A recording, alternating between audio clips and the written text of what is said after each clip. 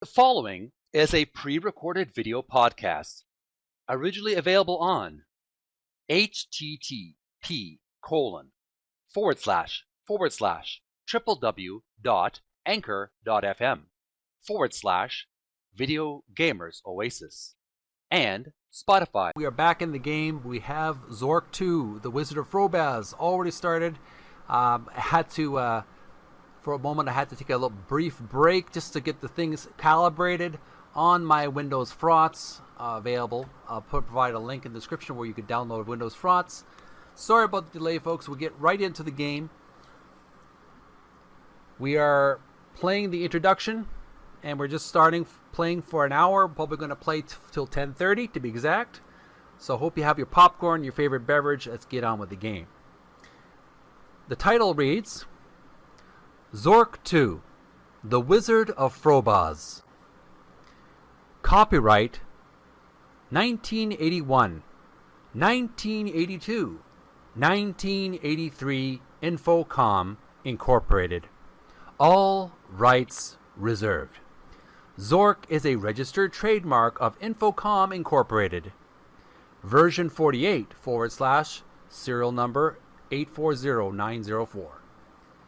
Now for the actual story. Inside the barrow. You are inside an ancient barrow hidden deep within a dark forest. The barrow opens into a narrow tunnel at its southern end. You can see a faint glow at the far end. A strangely familiar brass lantern is lying on the ground. A sword of elvish workmanship is on the ground. All right, now we're gonna decide what we're gonna do to move on with the adventure. Quickly look at the how SwimYBO did it. Just gonna quickly see how he started the game. Going to decide what we're going to do for our first move here, because I don't want to take too long with this game. I'm going to move it along really fast. So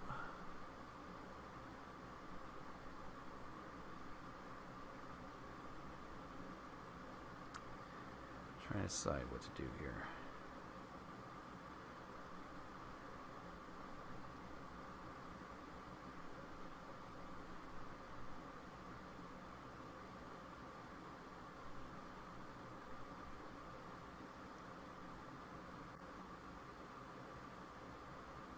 So we're going to save the game first. Save. As soon as we get the text working. Save. Alright, we're going to save our game data. Zork II. Save this as introduction. And we'll date this as 20 or 10-18-2022. Alright, so that's the first part of the game. We saved it, and I'm just going to test it out just so I can restore the game in case I die or want to start a different level.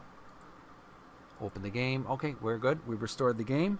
Good. That's working all right. I just wanted to test things out before we get into the heat of battle. So what do we need to do now?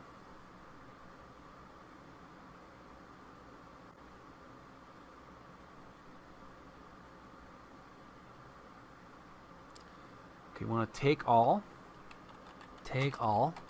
Lamp taken, sword taken. We'll save our game. Introduction. Save it again, just to make sure that we have our items with us.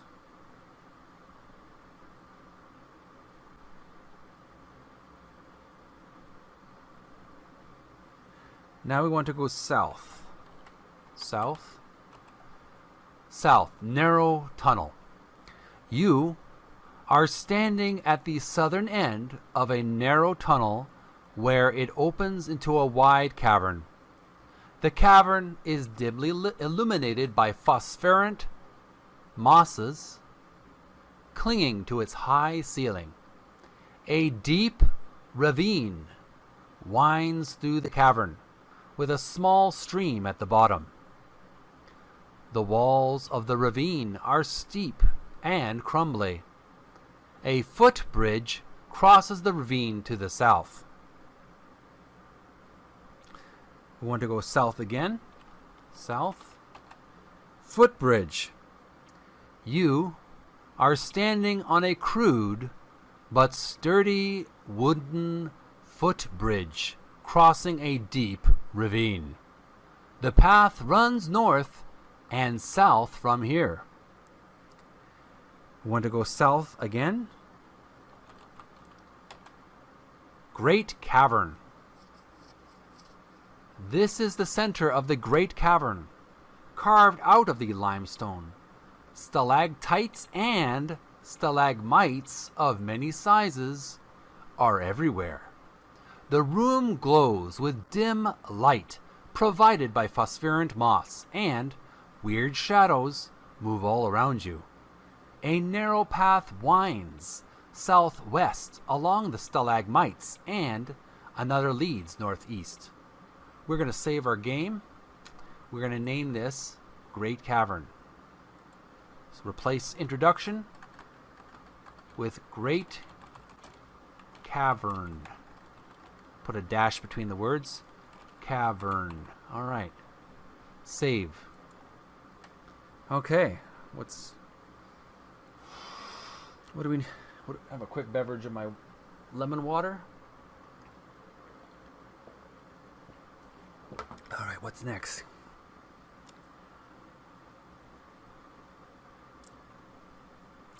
Now we want to go southwest. Southwest. Shallow Ford. You are at the southern southern edge of a great cavern. To the south, across a shallow ford, is a dark tunnel, which looks like it was once enlarged and smoothed. To the north, a narrow path winds among stalagmites. Dim light illuminates the cavern. We're going to save this game. Press save. That saves a lot of time. You don't have to press any buttons. Just type it. We're going to save this as Shallow Ford. Not to be confused with Harrison Ford. What do we need to do now? After going to the Shallow Ford, we want to go south. South. You have moved into a dark place. It is pitch black. You are likely to be eaten by a grue. Okay. Apparently it doesn't tell me to turn the lantern yet, so let's type in southeast. North end of garden. This is the northern end of a formal garden. Hedges hide the cavern walls. And if you don't look up, the illusion is of a cloudy day outside. The light comes from a large growth of glowing mosses on the roof of the cave. A break in the hedge is almost overgrown to the north. A carefully manicured path leads south. In the center of a rose bed is a small, open structure painted white. It appears to be a gazebo. Let's save our game as Zork II. We'll replace that Shallow Ford word with, north end of garden. And we'll save that. Okay. I like the gazebo. I'd like to have that in my backyard someday. Alright, so what do we need to do now?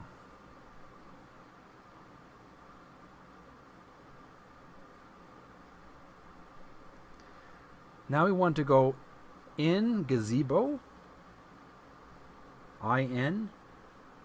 In Gazebo. There was no verb in that sentence. Go in. Okay, now we're in the gazebo. This is a gazebo in the midst of a formal garden. It is cool and restful here. A tea table adorns the center of the gazebo. Sitting on the table is a matchbook, a china teapot, a placemat, a newspaper, a letter opener. A unicorn is peacefully cropping grass at the north end of the garden. There is something hanging around its neck. Your sword is glowing with a faint blue glow. And if you do remember from our previous adventure with Zork I, the Great Underground Empire, the sword glows blue whenever danger is near. Obviously, they're borrowing that from The Hobbit, where the sword, where Bilbo Baggins' sword originally, his sword would glow blue whenever orcs were near. In this case, it's monsters in general, danger in general. So let's save our game as Gazebo, because I like to have different areas saved up in case I need to teleport. You could say not really teleport, but restore different places in case I need to.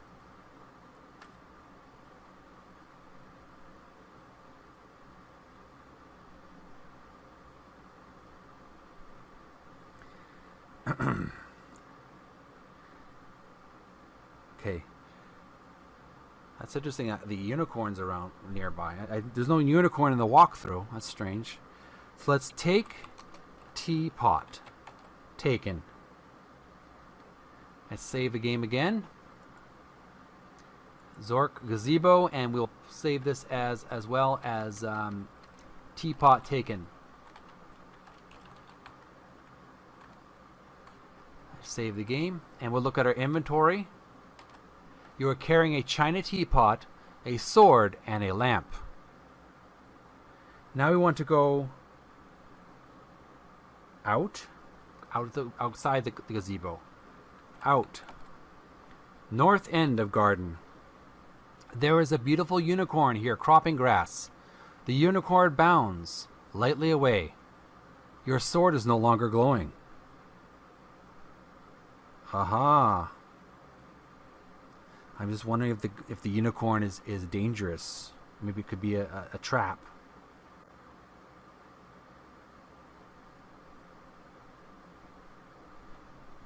Let's examine white. Examine unicorn.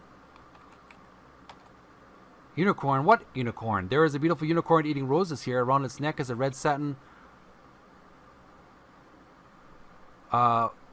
ribbon in which this is strung a tiny key. Your sword has begun to glow very brightly.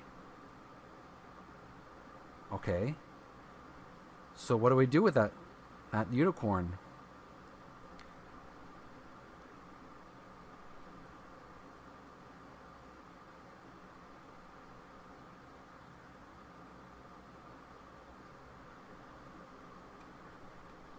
Go north. You have moved into a dark place. It is pitch black. You are likely to be eaten by a grue. Your sword is no longer glowing. All right, what do we do now?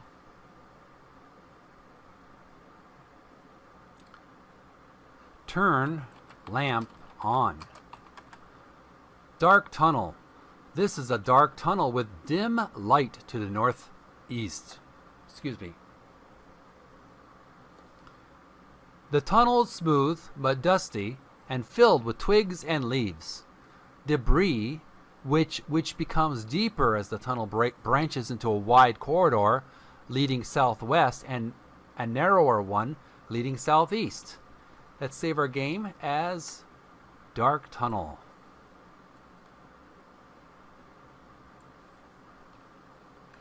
Dark dash tunnel. All right.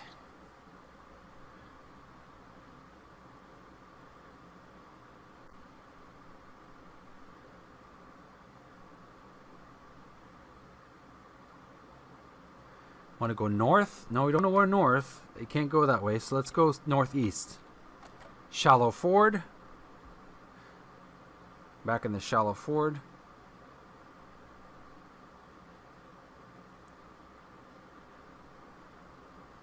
We want to fill teapot with water.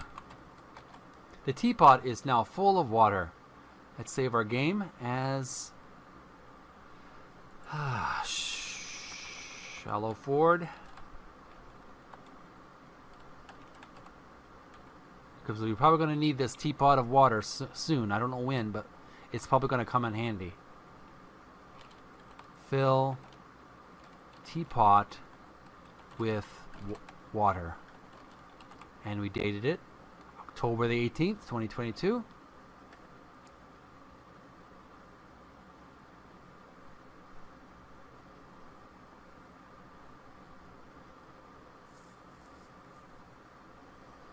Okay, once we got that done, what do we need to do now? Excuse me, I'm a little bit tired tonight. It's not because the game's boring, it's just I'm very exhausted. I'm really pushing myself to do this broadcast, but I'm really enjoying it. Don't get the wrong idea. I am enjoying this. It's just that I've got to watch my health, make sure I don't push myself too hard. We filled the teapot full of water.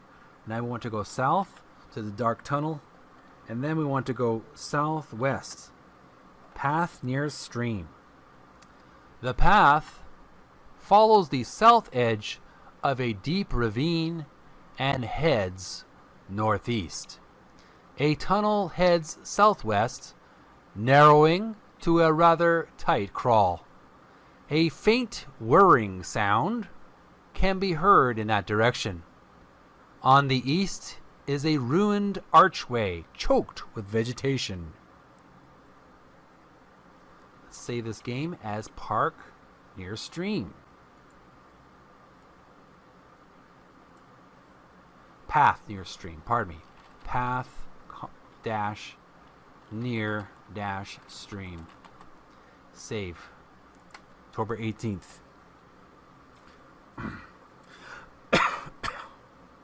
Now we want to go southwest. Excuse me. Carousel. Carousel room. You are in a large circular room whose high ceiling is lost in gloom. 8 identical passages leave the room. A loud whirring sound comes from all around, and you feel sort of disoriented in here. Let's save the game as Carousel Room. In case we need to retrace our steps, it's always good to have a save spot. Carousel dash room. And there you have it. So where do we go now?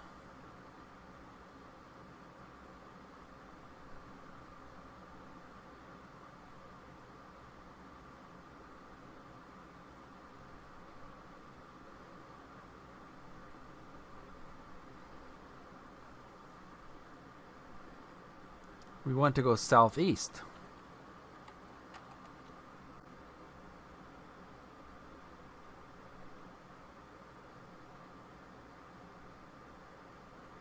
Cobwebby Corridor? A winding corridor is filled with cobwebs. Some are broken, and the dust on the floor is disturbed. The trend of the twists and turns is northeast to southwest.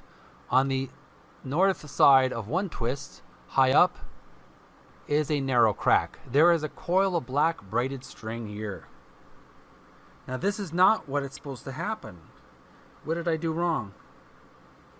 Okay, we're gonna trace our. We need to go to the marble. We need to go to the marble hole. So let's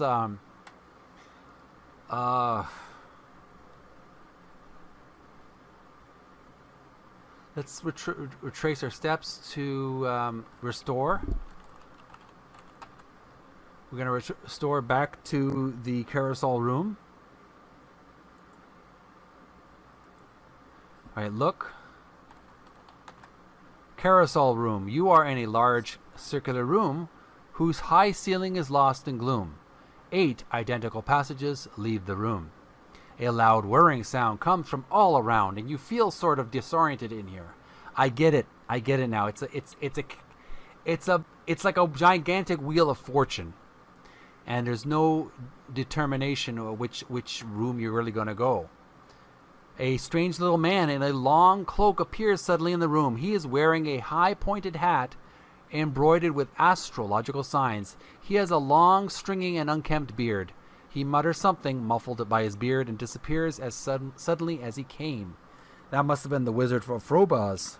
So let's see if we can go southeast again this time. Southeast, Marble Hall, and that's where we want to go. We want to go to the Marble Hall.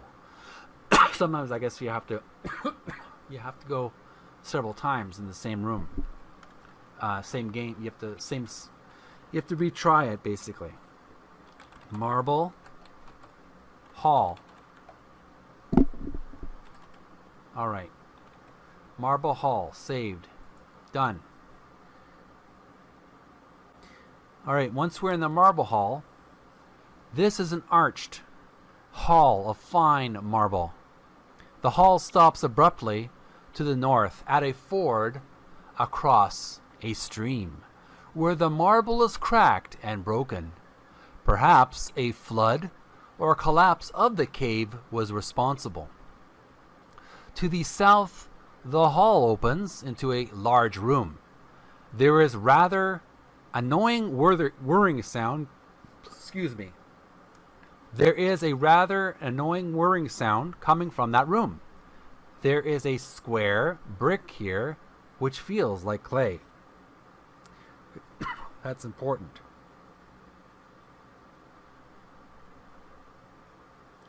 So now we want to go south again to the carousel room.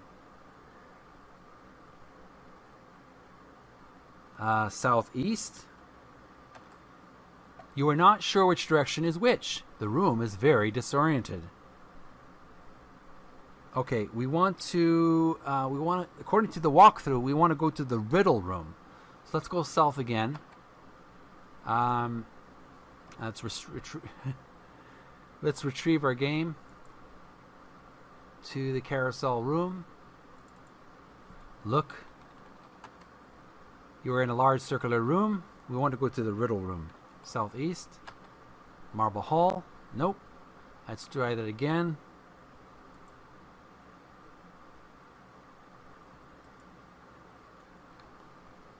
South. Carousel room.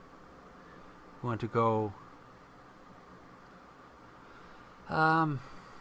let's go southeast. Now, that's where we're talking. That's what I'm talking about. The riddle room.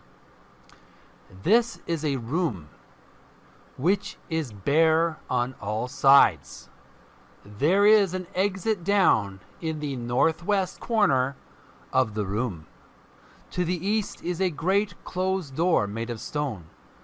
Above the stone, the following words are written, : and it reads, "No man shall pass this door without solving this riddle, :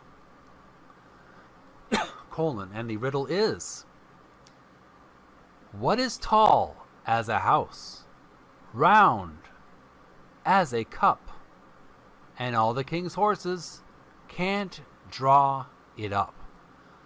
Oh. Save this as riddle room. I think I know the answer. I'm wondering if I'll be right, but I saved the game just in case I answer incorrectly. A well. Okay. That is not a verb in that sentence. Well. That's not a verb, I understand.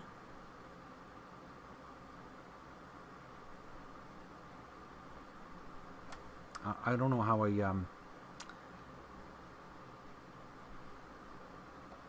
what is tall as a house, round as a cup, and all the king's horses. A well bottom. Bottom of a well. I don't know the word bottom.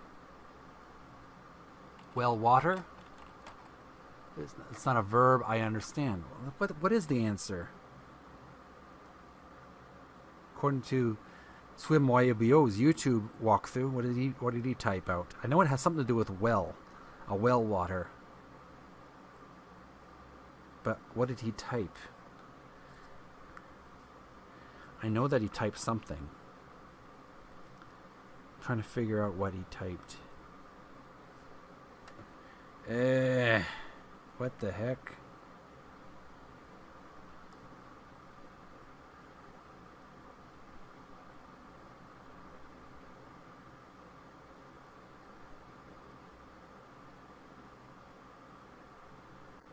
Oh, I'm supposed to say answer well. Of course, you have to answer in the form of a question. Answer well. You can't see any well here. No. Oh, quotation.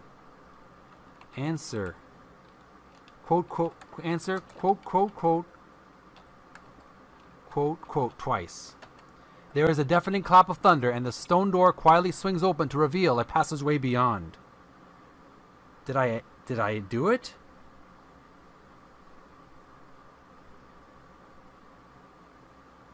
No. Let's go back to the riddle room again. I want to make sure I did it right, and I don't want to cheat. I just want to answer, quote unquote, well. Start quote, end quote.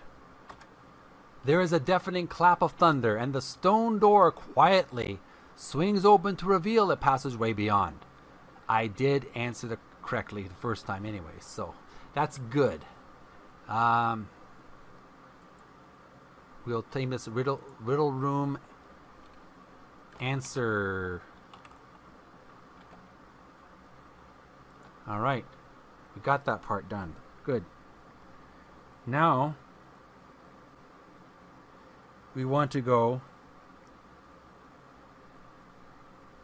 Now that we've answered the riddle and we open the door, we type east to the pearl room. This is a former broom closet. The exits are to the east and west. There is a pearl necklace here and hundreds of large pearls. Beautiful. Let's save our game as pearl room.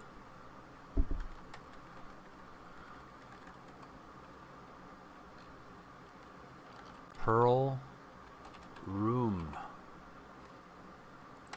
All right. We want to take pearl. Take pearl. Taken. Save as pearl room, and we'll save that name as pearl taken.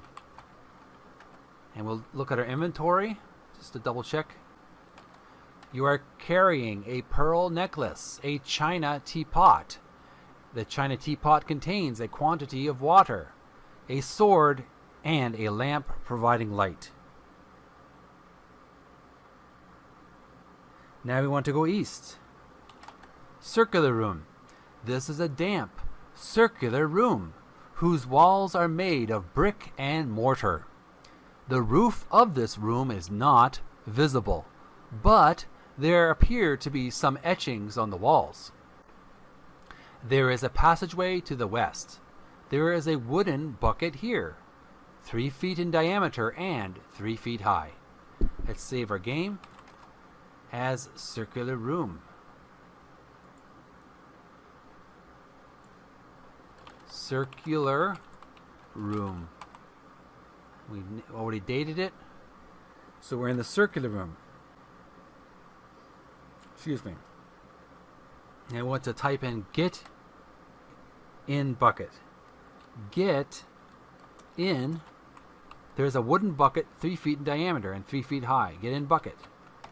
You are now in the wooden bucket. Why we are in the bucket, we will soon find out.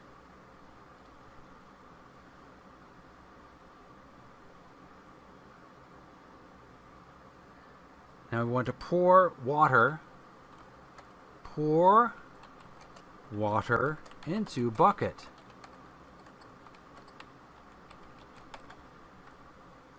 Pour water into bucket. There is now a puddle in the bottom of the wooden bucket. The bucket rises and comes to a stop. Top of well in the wooden bucket. You are at the top of the well. Well done. Literally. There are etchings on the side of the well. There is a small crack across the floor at the entrance to a room on the east, but it can be crossed easily. The wooden bucket contains a quantity of water.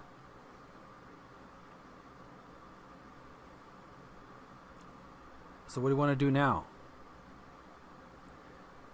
We want to stand. You are on your own feet again. Now we want to go east. Tea room. This is a small room containing a large oblong table, no doubt set for afternoon tea.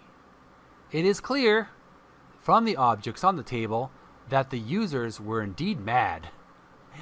Like a mad tea party with the Mad Hatter. In the eastern corner of the room is a small hole, no more than 4 inches high. There are passageways leading away to the west and the northwest. There is a large oblong table here. Sitting on the large oblong table is a cake frosted with green letters, a cake frosted with red letters, a cake frosted with orange letters, and finally a cake frosted with blue letters. What are we going to do with these cakes? So we want to take all. Take all. Take all. Cake frosted with green, red, orange, and blue letters. Taken, taken, taken, taken. All 4 taken. We'll save the game as tea room. Tea room. And we'll save that as tea room. Cakes taken. Excellent. So it's according to my clock, it's exactly 10:02 p.m. At 10:30, we'll call it quits for tonight. So we're making good progress, folks. We're making good progress. We're almost a quarter through the game.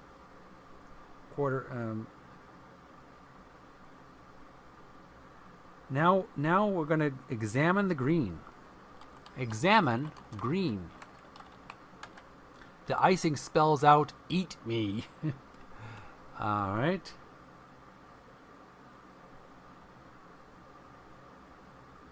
What's next?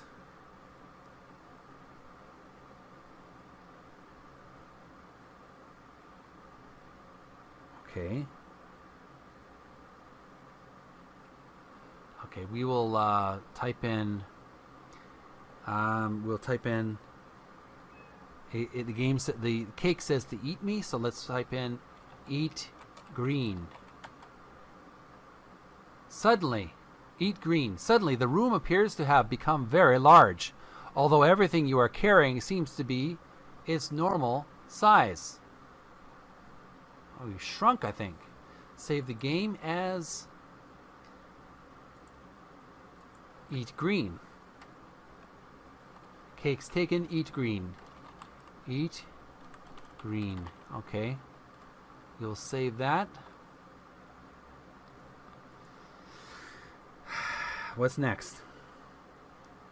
We want to go, we're in the post room.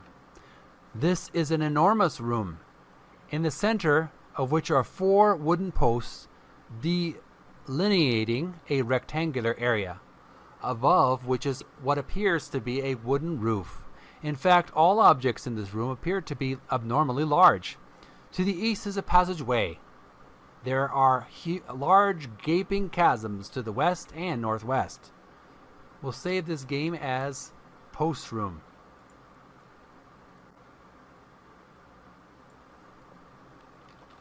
Posts room. Save. Okay?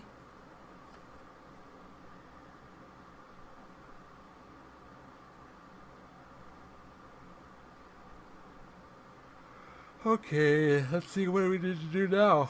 Oh boy, excuse me, I'm getting a little tired. Almost there, buddy, almost done.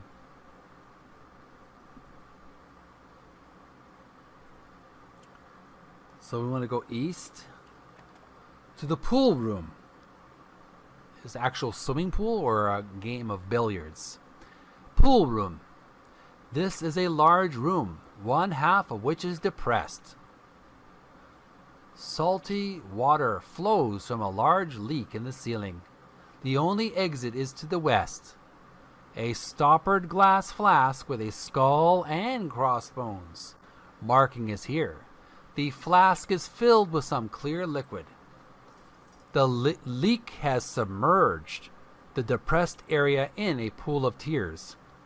There is a hazy something at the deepest part of the pool. How strange. Let's save our game as pool room. So we just save the word, change the word posts into pool room. Okay, pool room.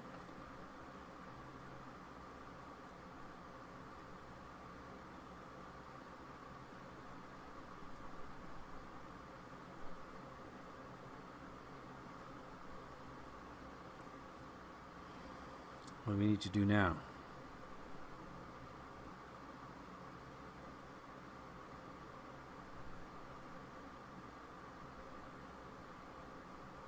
Well, there's a glass flask.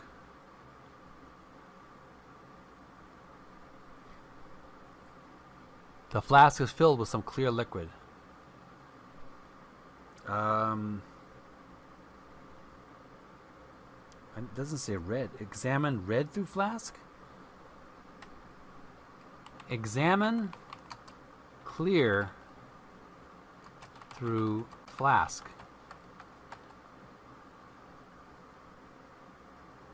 It's not, oh, that's not the right thing to say.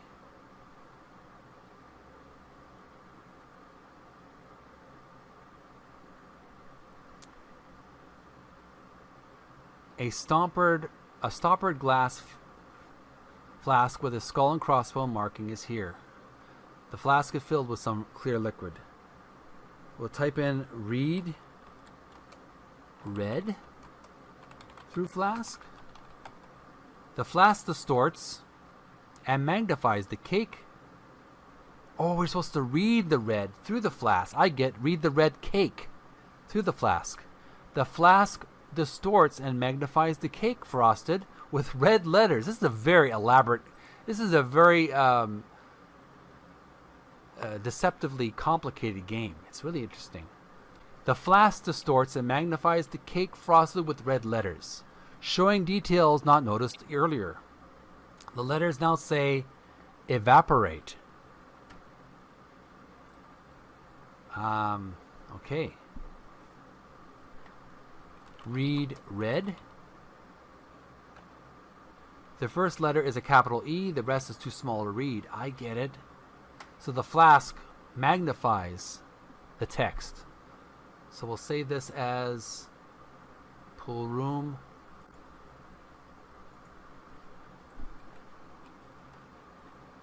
Red cake red red through flask. Okay. So that's done. Now, what do we do? So we want to throw the red into pool. Throw red into pool. Most of the pool evaporates, revealing a slightly damp but still valuable package of rare candles. The red cake must be pretty strong stuff, since it remains intact. Wow. I imagine eating that cake. That would probably kill me. I'm glad I didn't eat it. So let's save this as pool room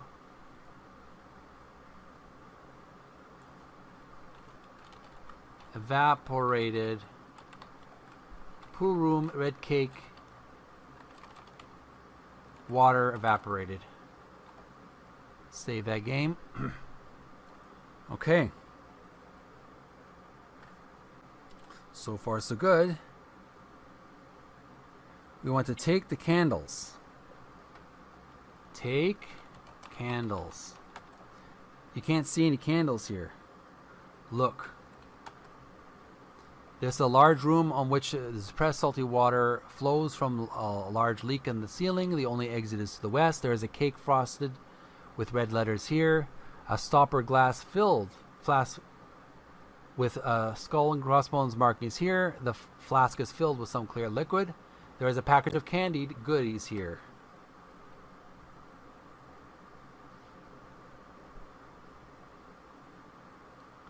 What did I miss? With rare candies. For some reason I said candles. I don't know why I said that. Take candies. Taken. Excuse me for a moment. Okay. Save our game. Water evaporated. Candies taken. Candies taken. Alright, let's inventory. You are carrying a package of candy. A cake frosted with blue letters. A cake frosted with orange letters. A pearl necklace. A china teapot. A sword and a lamp providing light. So far so good. We've taken the candies. Now we want to read orange through flask. Well, first of all, read orange. The first letter is a capital E. The rest is too small to read. A huge and terrible wizard appears before you, as large as the largest tree. He looks down on you, as you would look upon a gnat. The wizard draws forth his wand and waves it in your direction. It begins to glow with a faint blue glow. The wizard incants ferment, but nothing happens. He shakes the wand, nothing happens. With a slightly embarrassed glance in your direction, he vanishes. Whew, that was a close call. That wizard would have killed me without blinking. So let's read orange. Read orange through flask. The flask distorts and magnifies the cake frosted with orange letters, showing details not noticed earlier. The letters now visible say explode. Okay, so let's save our game as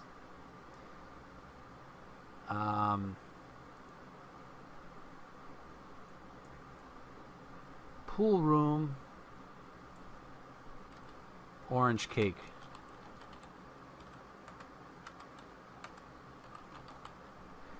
Okay. All right. I think we're getting somewhere.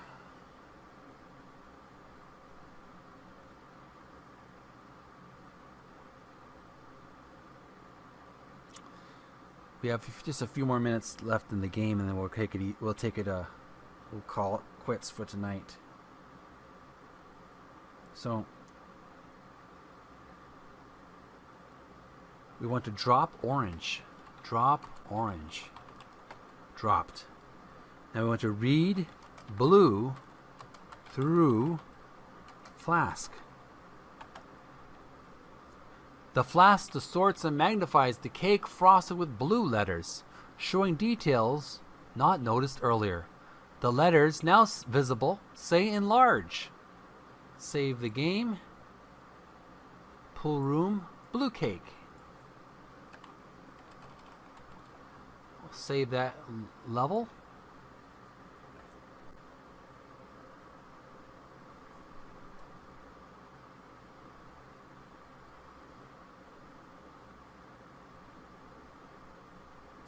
Okay, now that we've read the blue cake, we want to go west to the post room.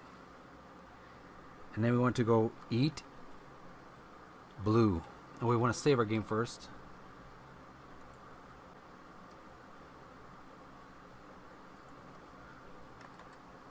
Post room. And now we want to eat blue. The room around you seems to be getting smaller. Tea room. There is a large oblong table here. Inventory. You are carrying a package of candy, a pearl necklace, a china teapot, a sword, and a lamp providing light. All right. Now we want to go northwest. Northwest. Low room. You are in a circular room with a low ceiling. There are exits to the east and southeast. There is a green piece of paper here. There is a robot here. Oh my, a robot. In a fantasy game? I suppose there's like mechanical men in mythology. Mechanical people. I'll save this as low room. Low dash room. Alright. Okay. So far so good. Now,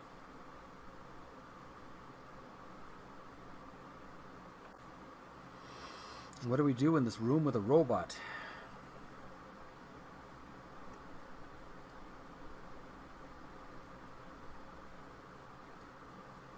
Read paper. Read paper. Okay, what is taken? Frobozz Magic Robot Company! Exclamation point, exclamation point. Hello, Master. I am a late-model robot trained at the GUE Tech to perform various household functions. To activate me, say the following. All caps, robot, comma, greater than less than brackets, things to do. At your service. Okay. Sounds good so far. I like what I hear. A robot that actually helps me out instead of fights me. That's a good idea.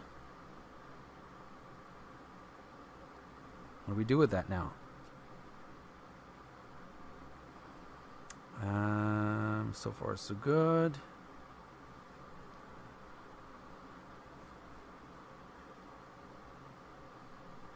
We want to drop the paper. Drop paper. Dropped. Okay.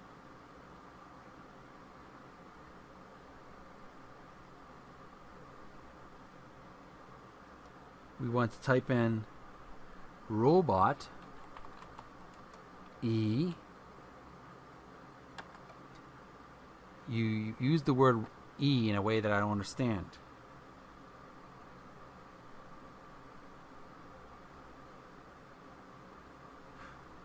Robot, I forgot the comma. Robot, comma, E. Whir, buzz, click. The robot leaves the room.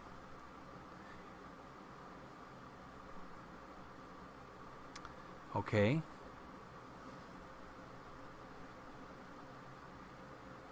What do we do now?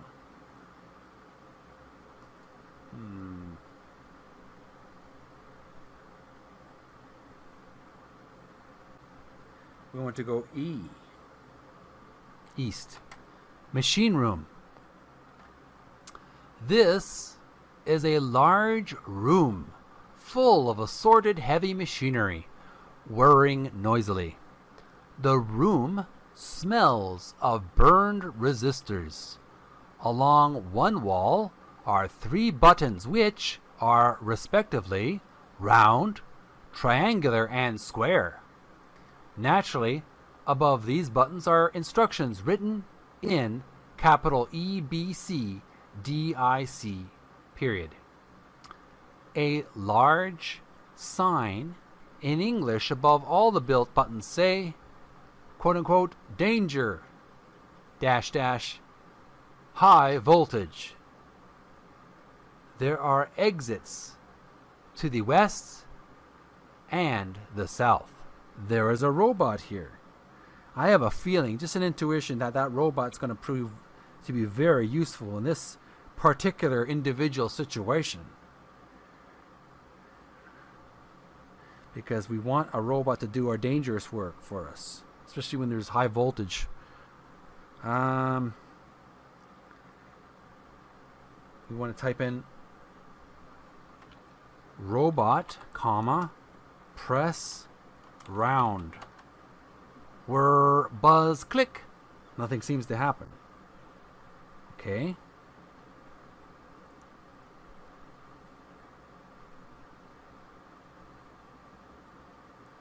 I want to type in robot, comma, press triangle. Whir, buzz, click. A dull thump is heard in the distance.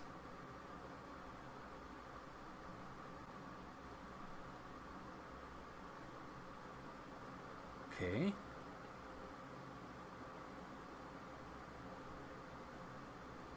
So far, so good. 10 more minutes to go.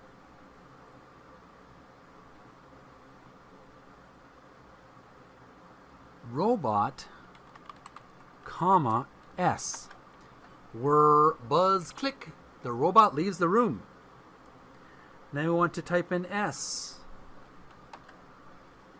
Dinghy closet. I'm going to just save this game because I don't want to lose track of where I am. Save this as dinghy, comma, or dash closet. All right, what dinghy closet, or dingy or dingy? I think it's dingy.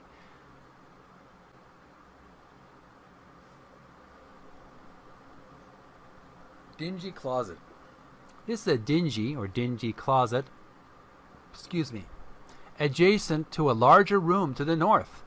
Chiseled into a wall are these words: protected by Frobozz, Magic Alarm Company. Brackets, hello, comma, footpad, bracket, and bracket. There doesn't seem to be any footpad here, however. There is a robot here. There is a beautiful red crystal sphere here. We've saved our game already. A few more minutes till 10:30, and then we won't play any longer for the day. So we want to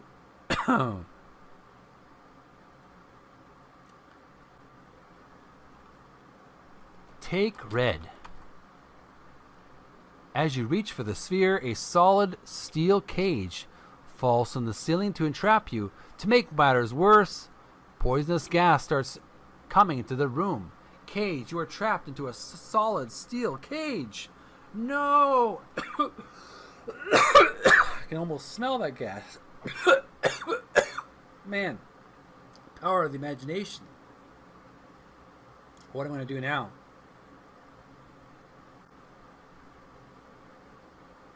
Okay.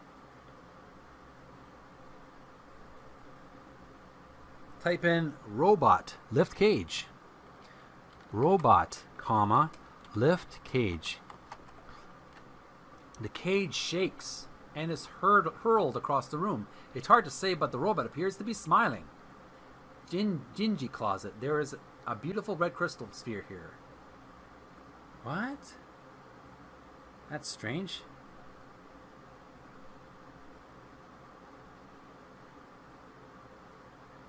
Alright, take red. Take it again. Take red. Taken.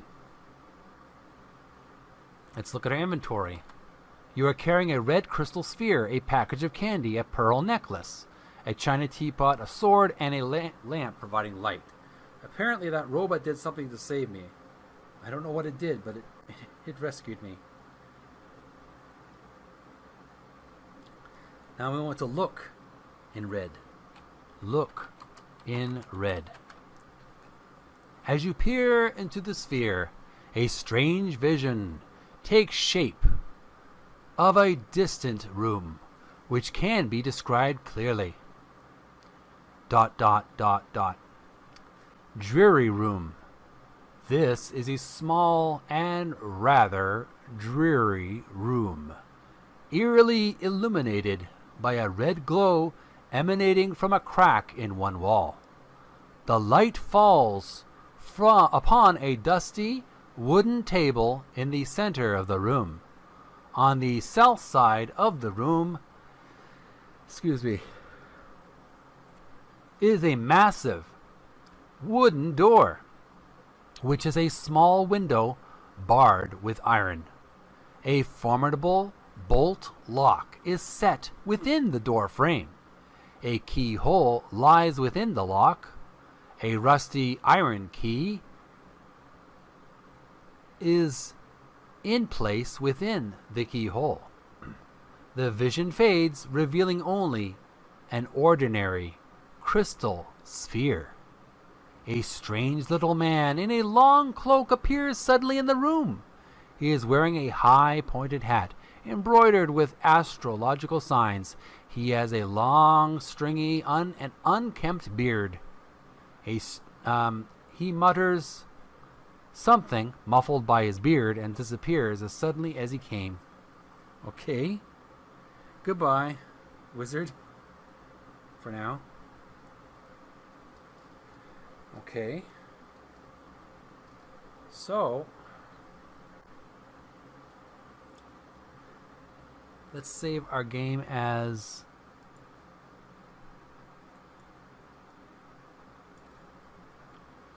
Look in Red, Dreary Dreary Room. We'll save that game. So what's our next step? Because we are going to be near the end of our game. We want to crest north. Take north. Machine Room. Save our game as Machine Room.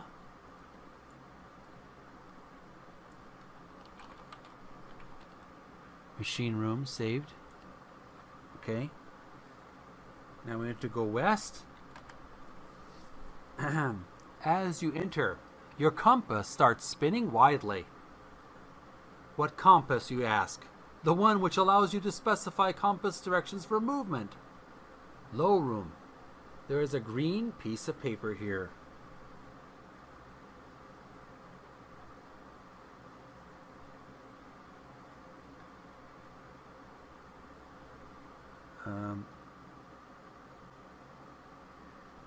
You want to go southeast? You cannot get your bearings. Tea room. There is a large oblong tea room here. Okay, we want to go to the tea room. Yes, we're back in the tea room. So far, so good.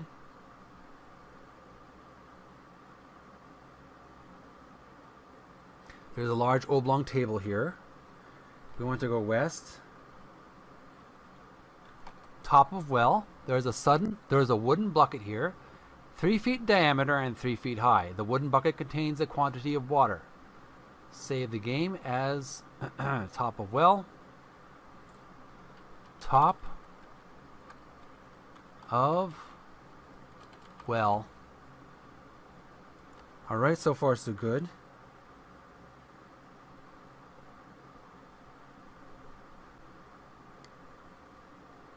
We want to get in bucket.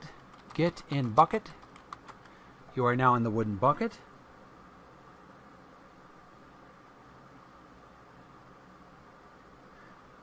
Fill teapot with water. Fill teapot with water. The teapot is now full of water. The bucket descends and comes to a stop. Circular room in the wooden bucket.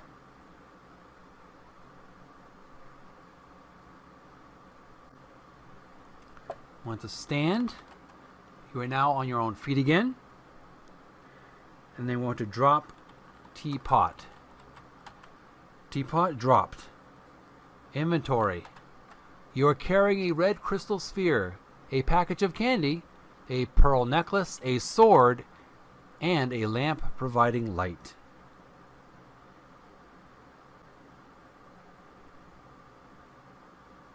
We want to go west to the pearl room. Then we want to go west again to the riddle room. And finally we want to go northwest to the carousel room. You are in a large circular room whose high ceiling is lost in gloom. 8 identical passages leave the room. There is a dented steel box here. I wonder if I should end it on that or should I end it on a different room?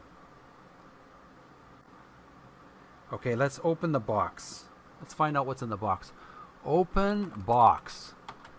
Opening the steel box reveals a fancy violin. So take violin. Take violin. Taken.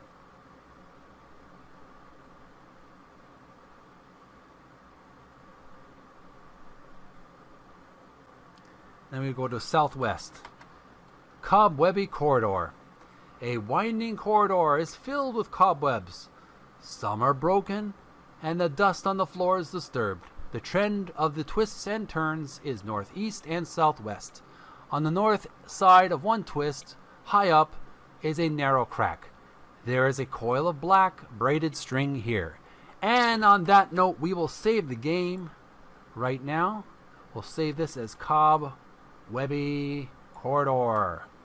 Cobwebby dash Corridor. October the 18th, 2022. Save the game, and we will save it one more time just to make sure we saved it. Yes, it's saved, and we will exit the game for now. Wizard of Frobozz. Let's open where we left off. Open save game. We were in the Cobwebby Corridor. So open save game. We were... Today's the October the 25th. Monday will be Halloween, by the way, or Samhain, if you celebrate that. So I thought this game would be very appropriate to play, even though it's like just the game right after the previous game. It's kind of creepy, kind of spooky, adventurous. We have a wizard we have to deal with. And we're just going to the Cobwebby Corridor. Where is the Cobwebby Corridor? That's where we left off, and that was October the 18th, 2022. All right. Let's get our glasses on. And I got my walkthrough with SwimYBO. Okay, so let's take a look at where we are. Look. Cobwebby Corridor. A winding corridor is filled with cobwebs. Some are broken and the dust on the floor is disturbed. The trend of the twists and turns is northeast to southwest. On the north side of one twist, high up is a narrow crack. There is a coil of black braided string here. So let's quick gander at where we are right now. If you want to leave some super chats, you feel free to do that. I got Streamlabs installed. So semblance of order here. Okay. Here we go. I just want to double check to see if my microphone is working. Yep, we're all good. Okay. So, anybody has anything to say? Okay, well, nothing about it. Okay. So, I'm going to quickly go over here. And we're going to move that down there. Alright, now we're back in the game. According to the walkthrough, after we arrived at the Cobwebby Corridor, we arrive at a winding corridor filled with cobwebs. Some are broken. Dust on the floor is disturbed. There are twists and turns northeast to southwest. I think I got my... I don't know why my game is so small right now. I just don't want it to be able to see. Let's take another look at it where we are. Look. Northeast to southwest. On the north side of one twist, high up, is a narrow crack. So where do we need to go? Alright, that's walkthroughs talking. Okay, so next step, after we arrive at the Cobwebby Corridor, let's see, where do we need to go? Ba-dum bum, ba-dum bum, bum.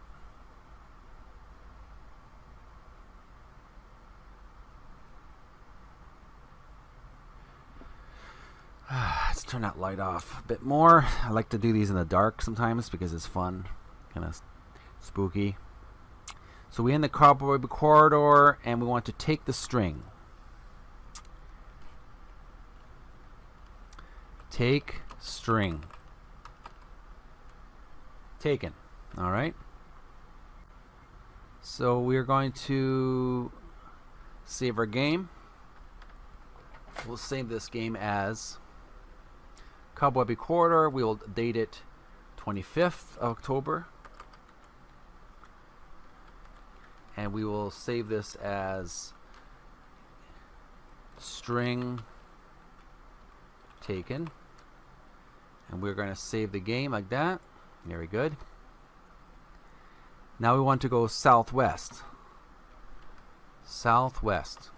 Guarded room. This room is cobwebby and musty, but tracks in the dust show that it has seen visitors recently. At the south end of the room is stained and battered, but very strong looking door. To the north, a corridor exits. Embedded in the door is a nasty looking lizard head with sharp teeth and beady heads. The lizard is sniffing at you. Oh my. Let's save our game as guarded room. The lizard head is in the door. So let's save this as guarded room. Guarded room. And we'll save that as October 25th, 22. So what we want to do now, what do we do with a lizard on a door? Lizard head on a door.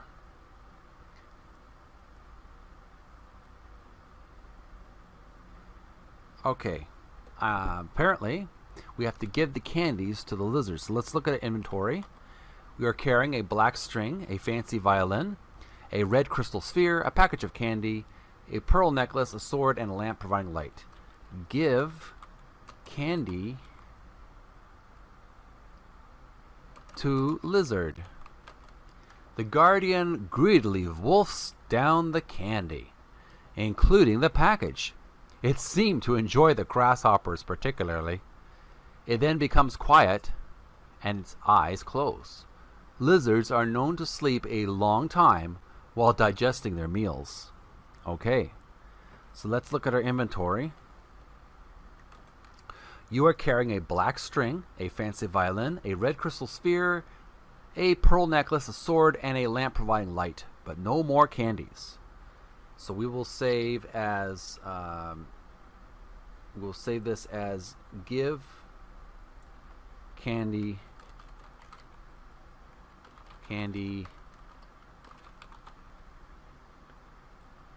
to lizard. We've already done that. We've accomplished it. Now, what's next on the agenda? We fed the lizard the candy. Now we want to drop the violin, sphere, pearl. Okay, drop violin, comma, sphere, comma, pearl. Fancy violin dropped. Red crystal sphere dropped. Pearl necklace dropped. Why do we want to do that? I'm not quite sure, but there must be a good reason for it. I'm assuming he knows what he's doing. The previous gamer who did this game. Alright, so what we're going to do now, once we've dropped those items, we want to save.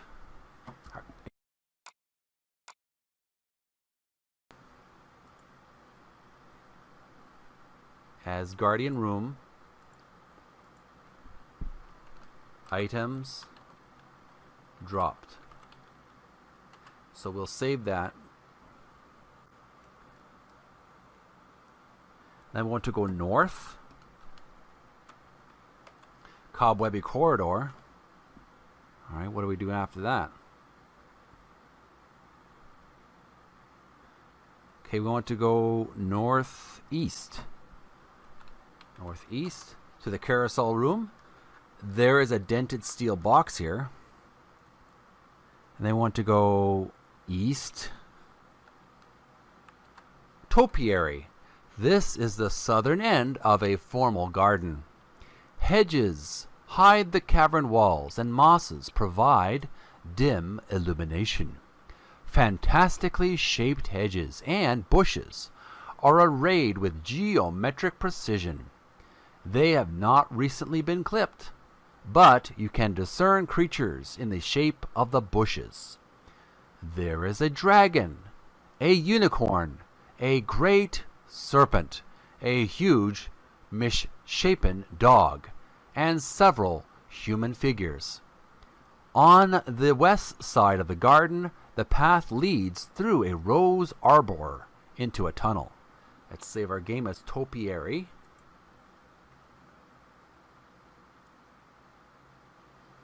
Capital T. Topiary. We'll save that. Okay, so far so good. So far so good. Okay.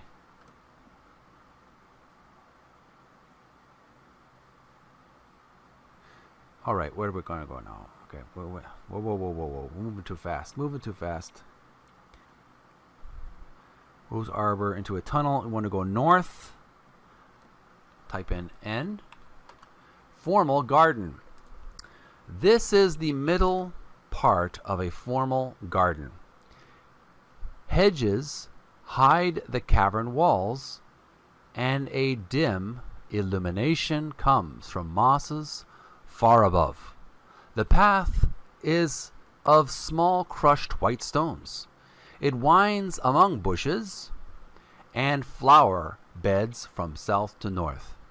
To the north, a small structure can be seen. To the south are peculiarly shaped bushes. There is a small gap in the hedges to the west.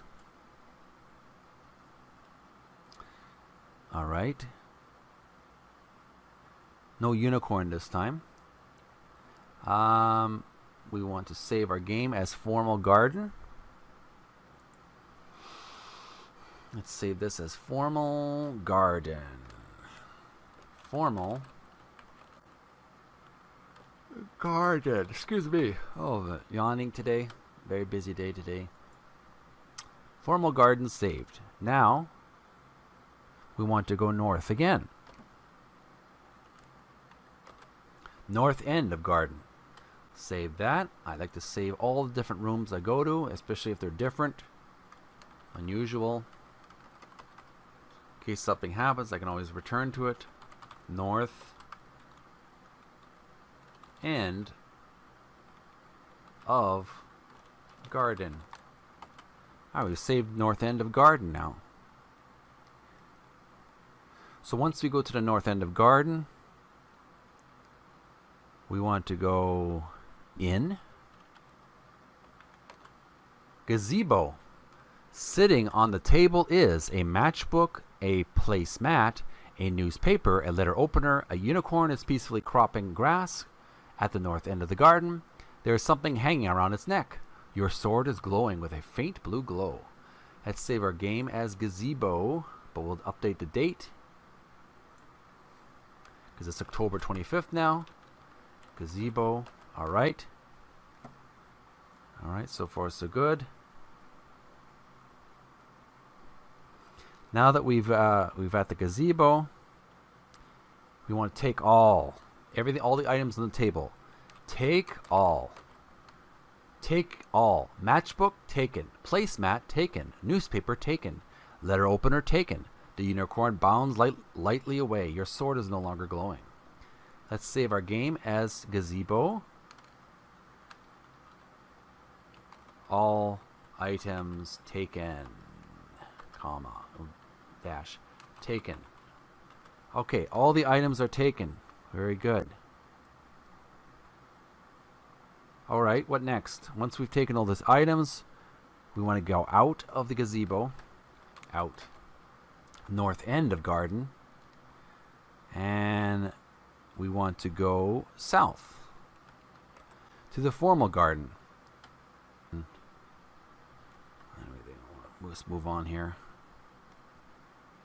All right, once we're at the formal garden, excuse me, make sure I got that right. Formal garden, we want to go west. Path near stream. We'll save this as path near stream. Okay. And then we want to go southwest. Carousel room. There is a dented steel box here. I want to go north. North. Marble hall. There is a square brick here which feels like clay. I want to go north again. Deep ford. You are fording the stream at a deep but not impossible spot. The water is very cold. The walls of the ravine rise to east and west. There is a small ledge along the north wall of the ravine. To the south is the entrance to a well-constructed but somewhat ruined hall. Let's save our game as Deep Ford. Updated date, October the 25th. Deep Ford. Okay. So far, so good. So we're in a deep ford, and we need to go north. Ledge in ravine. You are on a narrow ledge near the bottom of a deep ravine. The ledge continues to the west. A precarious climb up to another tiny ledge is possible. A short scramble down the rock face leads to a stream. We'll save our game as ledge in a ravine. Ledge in ravine. Ravine. Okay. Now, folks, just want to let you know it's 9:31 exactly in the evening. I'll be probably playing for another for at least an hour maximum. So let's continue to enjoy. We're probably going to be finishing around 10:30.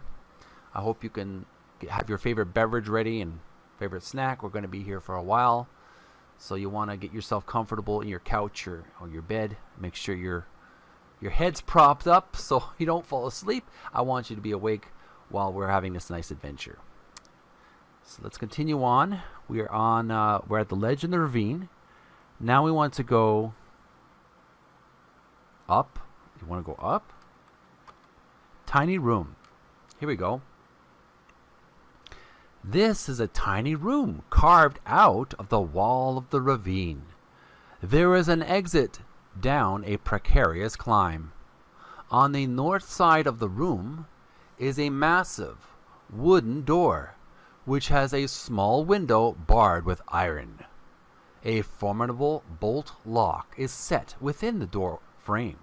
A keyhole covered by a thin metal lid lies within the lock. Let's save our game as Tiny Room. We want to keep track of these rooms, especially the ones that are different or strange. I mean, there's so many different rooms we could be saving, but the ones that are most unusual, we want to save them because we might need to return to them if something happens to us prematurely. So once we go to the tiny room, what do we need to do now? Let's see here.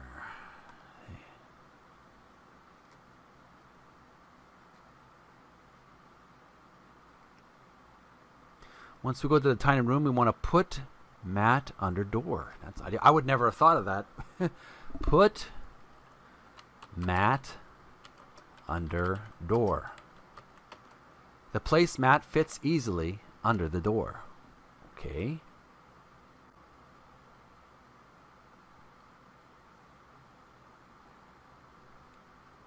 once we put the, let's put this, once we do that, we want to open lid. Open lid. The lid is now open. We want to, let's look at our inventory again. You're carrying a letter opener, a newspaper, a matchbook, a black string, a sword, and a lamp. So we have to put opener in keyhole. Put opener in keyhole. There is a faint noise from behind the door, and a small cloud of dust rises from beneath it. Done. All right. We want to take mat. Take mat. As the placemat is moved, a rusty iron key falls from it and onto the floor. Oh, those old-fashioned skeleton keys. That's the best way to get them from the outside of the door. Excellent. So we picked up the door. I think we picked up the key. I think we're about to pick up the key. We haven't taken the key yet. So we want to take key. Taken. Let's save our game as tiny room. Take key taken. All right. That's October the 25th, 2022.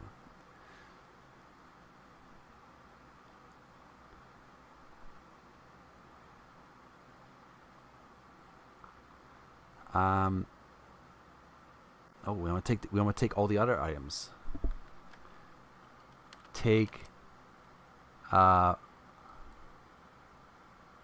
rusty iron key. You already have that. Take letter opener. Taken. And once we do that, take mat. Taken. Okay, we got all that items now. So let's save our game as iron key taken. We'll save all that items. We have a score of 85 and moves 111. All right, so far so good. Now we want to unlock door with key. Unlock door. Oh, let's look at our inventory first. We're carrying a placemat, a letter opener, a rusty iron key, a newspaper, a matchbook, a black string, a sword, and a lamp. Unlock door with key. The door is now unlocked. Okay. All right, what do we do now? What do we do now? The door is unlocked. We want to open door. Open door. The door is now open. So once we open the door,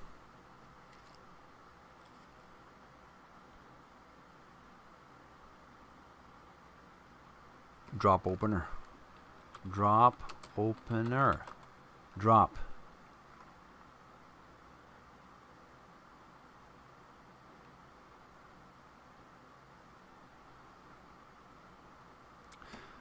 Drop key. Dropped.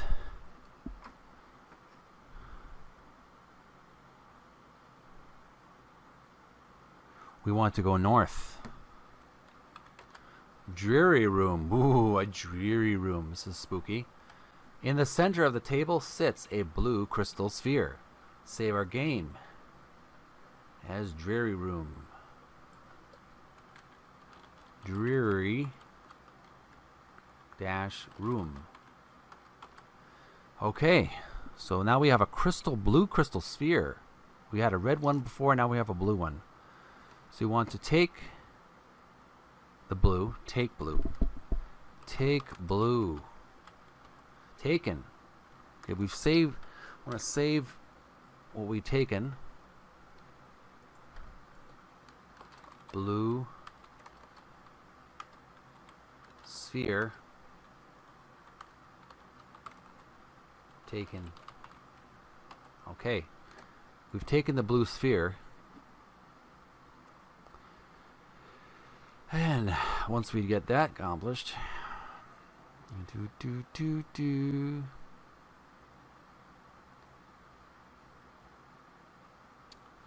we want to look in blue. Look in blue. Look in blue. As you peer into the sphere, a strange vision takes shape of a distant room, which can be described clearly. Murky room. Excuse me, just a moment here. There we go. Murky room. There is a sandy floor here, and your vision seems murky and blurred. The wall you are looking at is nicely dressed stone. The vision fades, revealing only an ordinary crystal sphere. Okay, was that a vision of the future, or what? What do we do with that?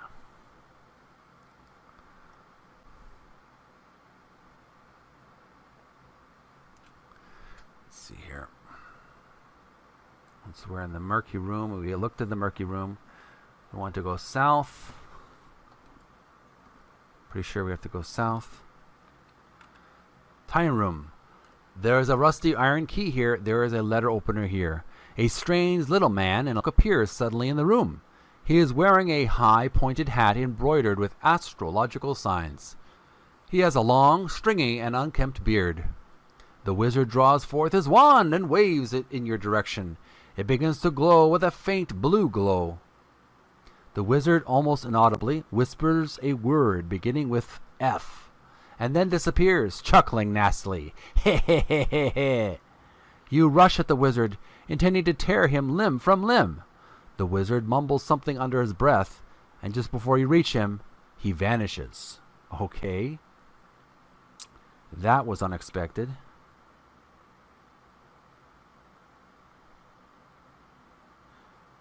Let's look at our inventory. You're carrying a blue crystal sphere and placemat, a newspaper, a matchbook, a black string, and a sword, and a lamp. So far I didn't take too many of my items at all. Let's go to... What do we do now?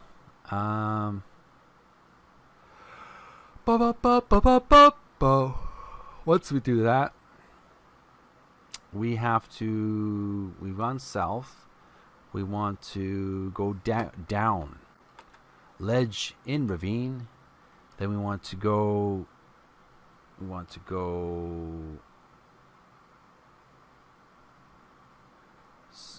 go south. Deep ford. Then we want to go south again. Marble Hall. There is a square brick here which feels like clay. Okay, so far so good. Alright, so what are we going to do with... We're going to do something with that clay brick. Take brick. Take brick. Taken. Save this as Marble Hall.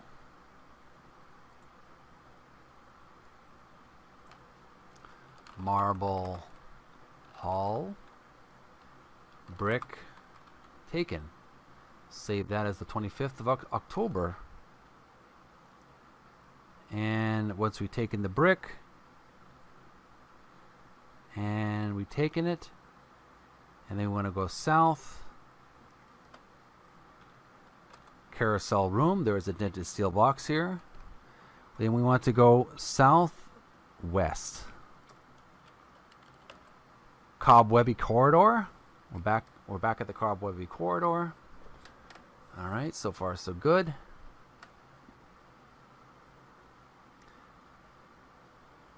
Once we arrive at the Cobwebby Corridor, we want to go southwest. Type southwest, SW. Guarded room. There is a pearl necklace here with hundreds of large pearls. There is a beautiful red crystal sphere here. There is a Stradivarius here. We're at the guarded room again with all those items on the floor.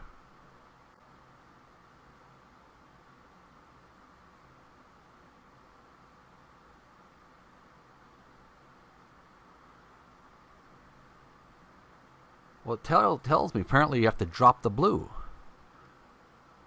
Let's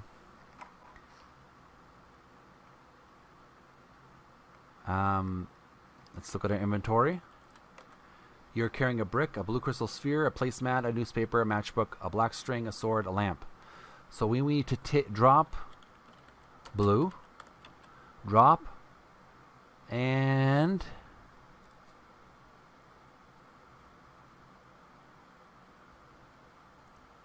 once we drop the blue sphere, we want to go north, Cobwebby Corridor, and then we want to go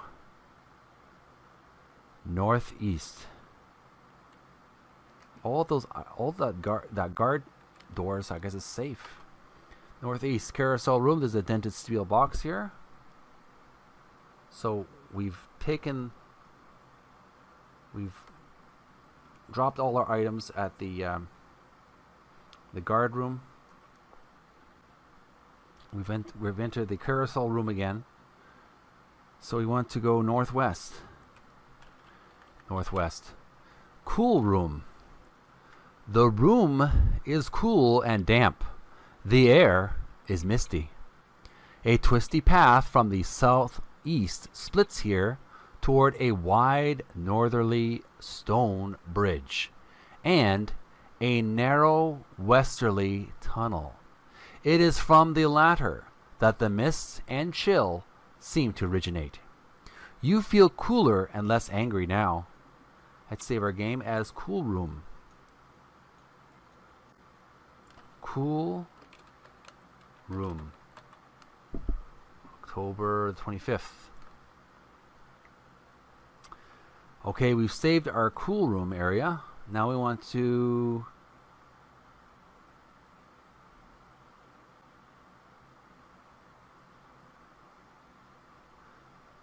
some kind of tunnel makes the coldness. Want to go north. Stone Bridge. This is the middle of a ruined but still impressive stone bridge spanning a deep chasm. Water flows far beneath. A paved path leads north into a large open space. To the south, the path leads into a misty tunnel.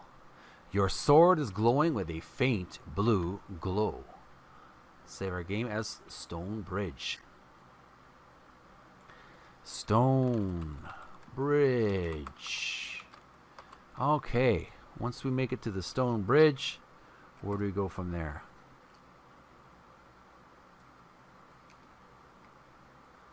We want to types. Okay, I want to save our. We've already saved our game, Stone Bridge.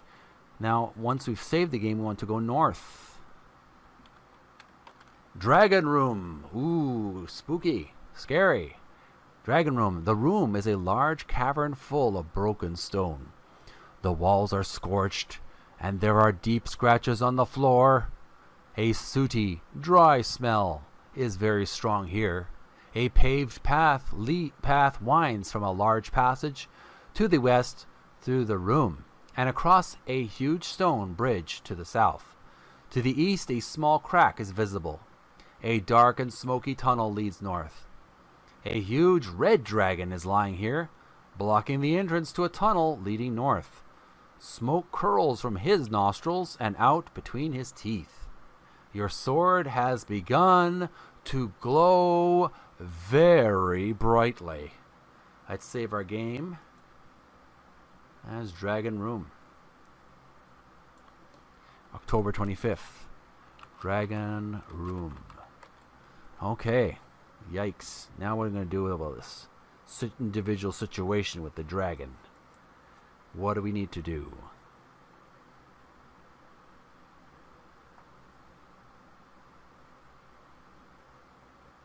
Okay. Apparently we have to kill the dragon with the sword. That's what it says. Kill dragon with sword.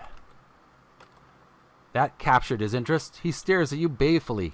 The dragon continues to watch you carefully. Okay. We have to keep attacking him.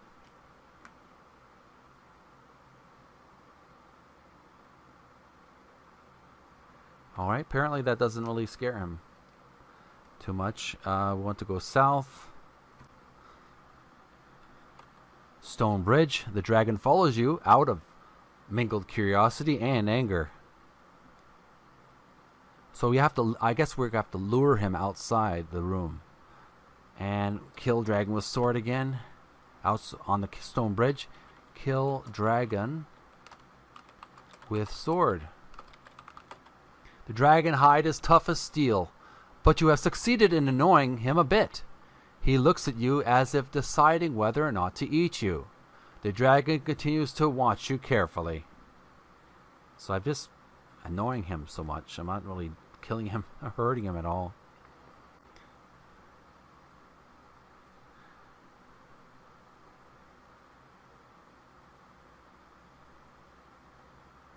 Alright, so what we want to do is go south.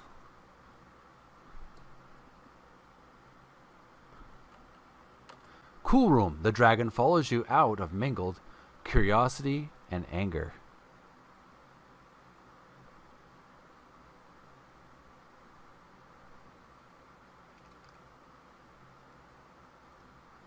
Alright. I think I have an idea what we need to do.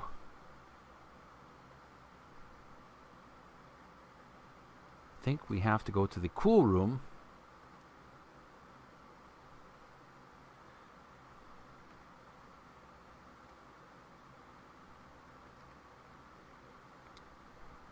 Kill dragon with sword in the cool room.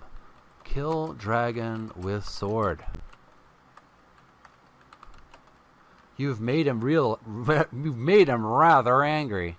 You had better be very careful now. The dragon continues to watch you carefully. Want to go west? Ice room. This is a large hall of ancient lava, since worn smooth by the movement of a glacier. A large passage exits to the east, and an upward lava tube is at the top of a jumble of fallen rocks. A mass of ice fills the western half of the room. As the dragon enters, he sees his reflection on the icy surface of the glacier at its western end. He becomes enraged. There is another dragon here, behind that glass, he thinks. Dragons are smart, but sometimes naive, and this one has never seen ice before. He rears up to his full height to challenge this intruder into his territory. He roars a challenge. The intruder responds. The dragon takes a deep breath, and out of his mouth pours a massive gout of flame. It washes over the ice, which melts rapidly, sending out torrents of water and a huge cloud of steam. You managed to clamber up to a small shelf, but the dragon is terrified. A huge splash goes down his throat. There is a muffled explosion, and the dragon, a puzzled expression on his face, dies. He is carried away by the water. When the flood recedes, you climb gingerly down. While no trace of the dragon can be found, the melting of the ice has revealed a passage leading west. Your sword is no longer glowing. All right, we've outsmarted the dragon, using brains over brawn.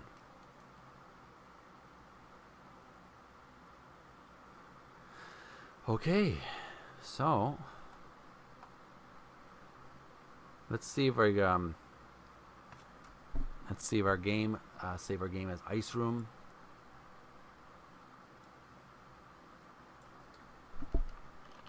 Ice dash room. Okay.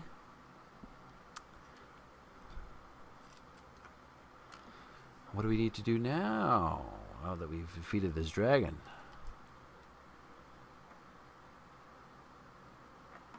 So once we defeated the dragon, you want to go east to Cool Room. Then we want to go north to the Stone Bridge, and then finally north again to the Dragon Room. Your sword is glowing with a faint blue glow. So we're back in the Dragon Room.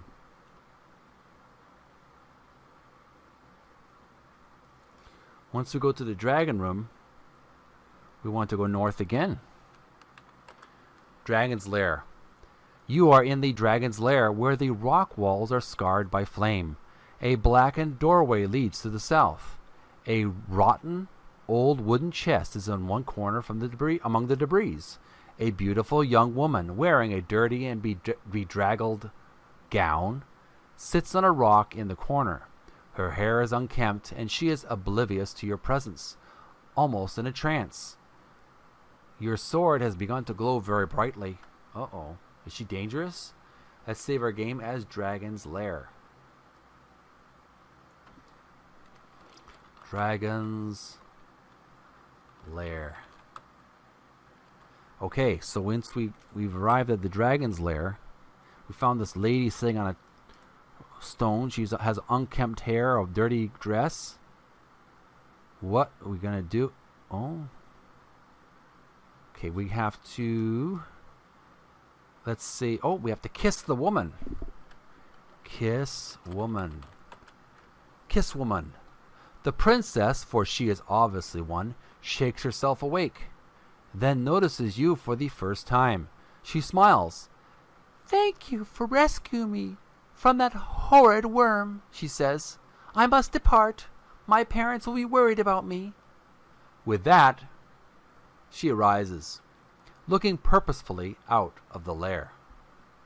Let's save our game. As Dragon's Lair, Kiss Woman, Kiss Woman, Kiss Woman. Let's just save this as Kiss Woman. Kiss Woman. Alright. Alright, that's saved. Wow. That was an unexpected event. So we want to wait. Type in wait. Time passes. The princess walks south. She glances back at you as she goes. Your sword is glowing with a faint blue glow.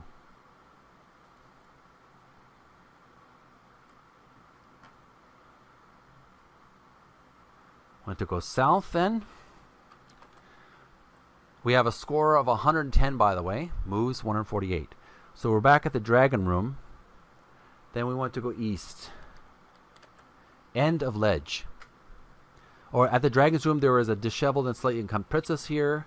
The princess walks east. She glances back at you as she goes. Then the end of ledge, east. A ledge from the east end ends here. Excuse me. And a tunnel leads north into the wall. There is a rather old smoky odor in the warm air of the tunnel. There is a disheveled and slightly unkempt princess here. The princess walks east. She glances back at you as she goes. Alright, what do we do now? We want to go... Once we're at the end of ledge...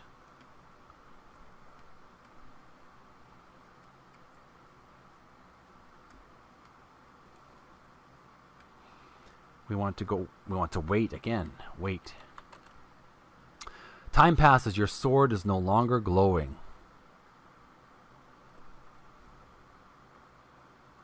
They want to go east. Ledge in ravine. Let's save our game as ledge.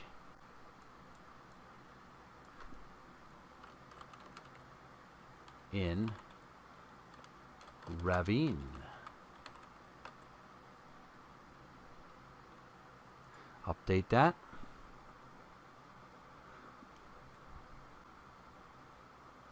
So when, okay, so we're at the Legend Ravine.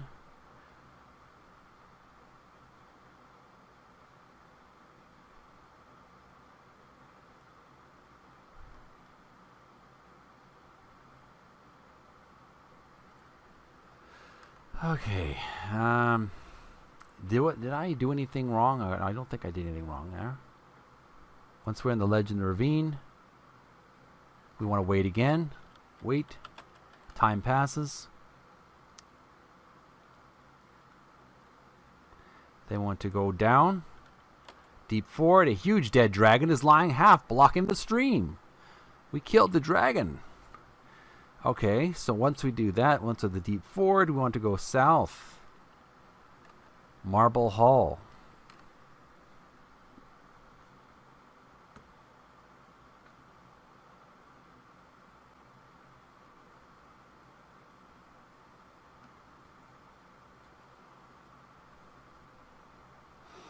Once we're at the Marble Hall, we want to go east. That's a wall here. You know what? I think I may...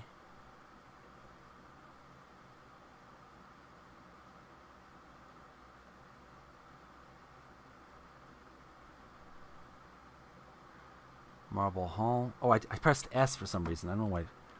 East. That's a wall here.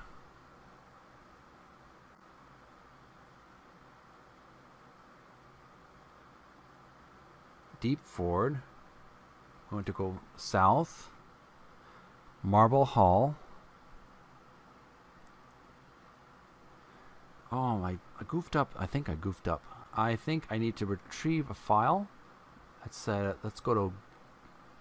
We want to go to Kiss Woman.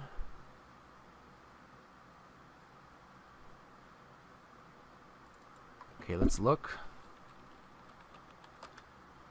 You are in the Dragon's Lair. The princess walks south. She glances back at you as she goes.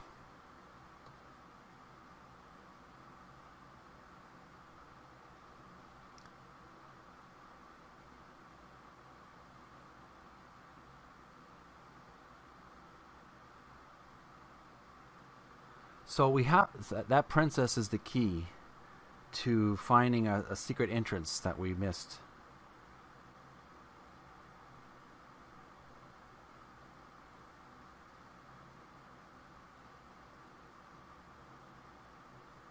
So we have to go back a bit.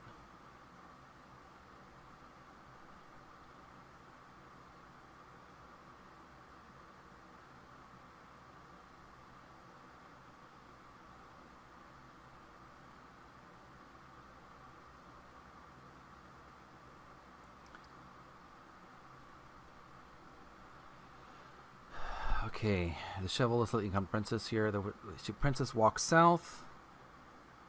The sword is glowing blatantly blue gold, so she's obviously dangerous, or my sword would not glow. So we want to wait. Time passes, your sword is no longer glowing. Okay, good. Once the sword is not glowing, then it's safe to proceed. We want to go south. Dragon Room. Then we want to go east. East. End of ledge. A ledge from the east ends here.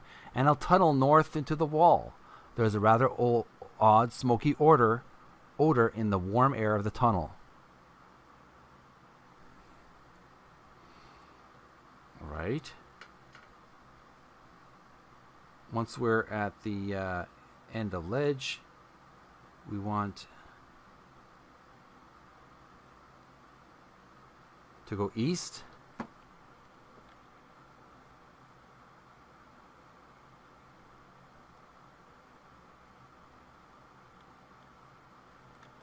Ledge and ravine. All right, so far so good. No danger. Once we're at the ledge of the ravine, we want to go down. Deep forward, a huge dead dragon is lying half blocking the stream.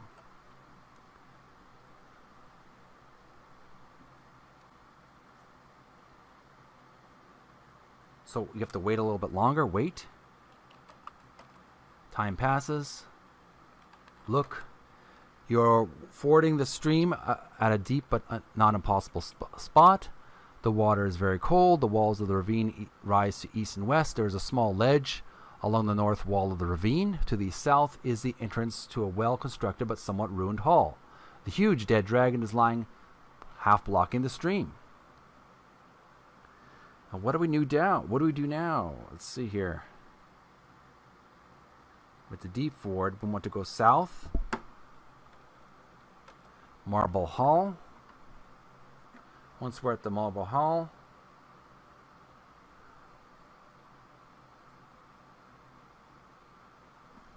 is that an east? Is that east? Let me just look at my magnifying glass.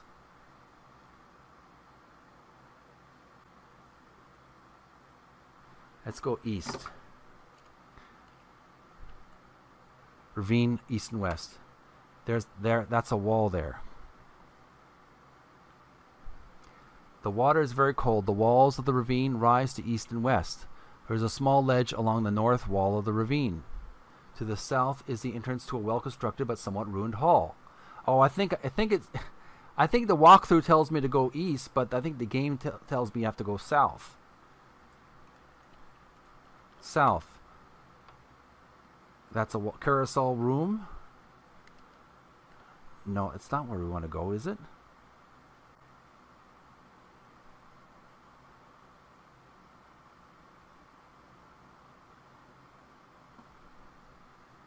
Hang on here, folks. I am a little stuck here.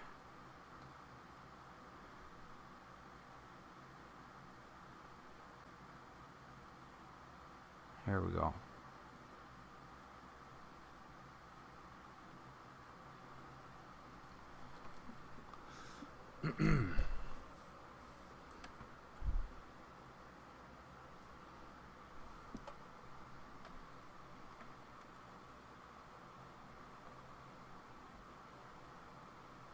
I'm going to retrieve my file again one more time. Kiss woman. Kiss woman. Okay.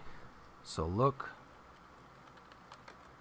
You are at the dragon's lair, where the rock walls are scored by flame. A blackened doorway leads to the south.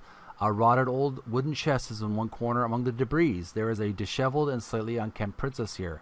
The princess walks south. She glances back at you as she goes. Your sword is glowing with a faint blue glow. All right.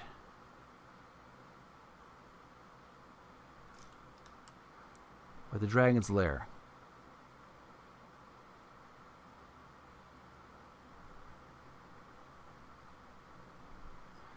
So, we've kissed the woman already.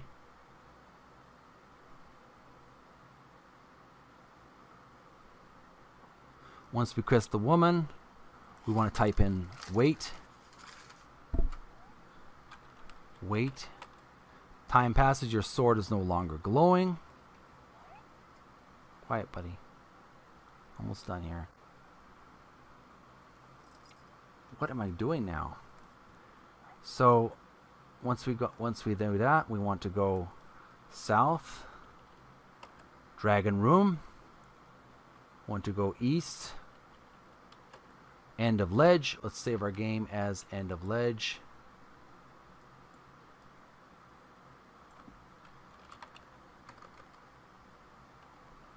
End of ledge. After kiss. Okay, so after the kiss, end of ledge, what do we do after that? Once we do that, we want to wait again. Time passes.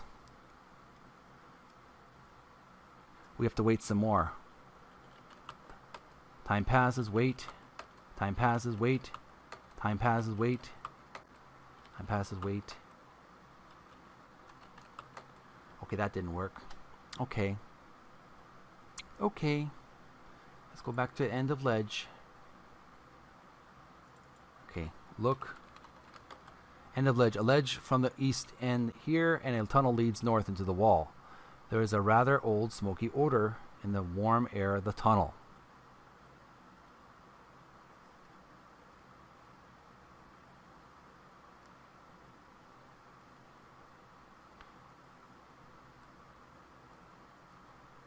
Well, apparently we want to go wait once, and then we want to go east, ledge and ravine,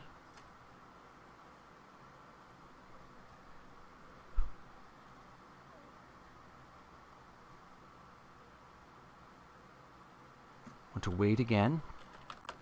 Time passes. And we want to go down. Deep forward, a huge dead dragon is lying half blocking the stream.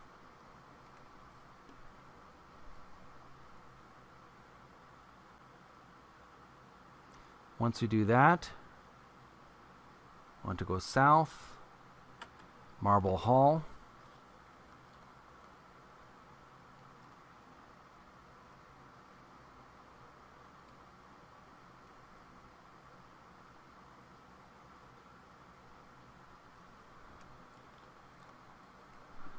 So where do we need to go now?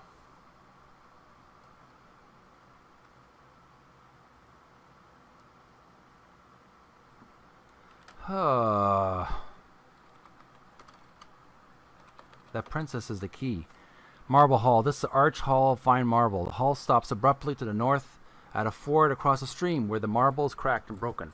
Perhaps a flood or collapse of the cave was responsible. To the south of the hall opens a large room. There's a rather annoying whirring sound coming from that room. No. What am I missing here?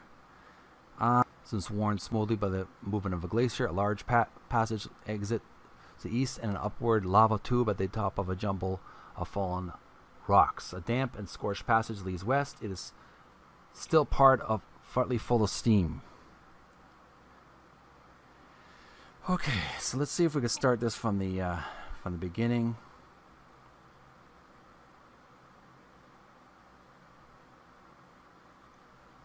We want to retrieve that princess again, but this time start again.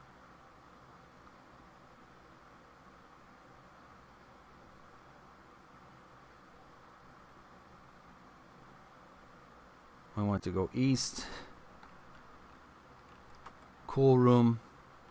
Then we want to go north, the stone bridge. Then we want to go north, dragon room. North to dragon lair. You are in the dragon's lair where the rock walls are scarred by flame. A blackened doorway leads to the south. A rotten old wooden chest is in one corner among the debris. A beautiful young woman wearing a dirty and bedraggled gown sits on the rock on the corner. Her hair is unkempt and she is oblivious to your presence, almost in a trance. Your sword has begun to glow very brightly. Next step.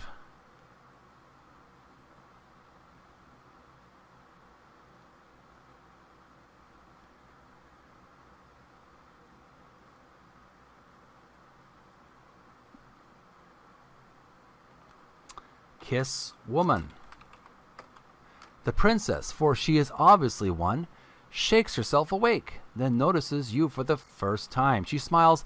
"Thank you for rescuing me from that horrid worm," she says. "I must depart. My parents will be worried about me." With that, she arises, looking purposefully out of the lair. So we'll save that as Kiss Princess this time. Kiss Princess. Alright, we've kissed the princess. What do we do after that? Once we kiss the princess, we want to wait. Time passes. The princess walks south. She glances back at you as she goes. Your sword is glowing with a faint blue glow. So once we do that, we want to go south. Where she's going. South. Dragon room. There is a disheveled and slightly unkempt princess here. The princess walks east. She glances back at you as she goes. We want to go east. End of ledge. Save the game as end of ledge princess. End of ledge princess. Okay. Supposedly my sword is not glowing yet. That's good. Once we go east, end of ledge. What do we do? What do we do? We want to go east. Ledge and ravine. There is this disheveled and slightly unkempt princess here. The princess climbs daintily down the rock face. That's what we missed, folks. We need the princess to help her find the secret entrance. Without her, the hero will not find the entrance, the secret entrance. Save this as ledge and ravine.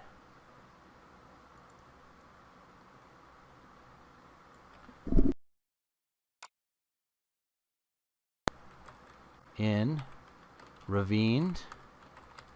Princess. Follow princess. Once we follow the princess, she goes to the rock face.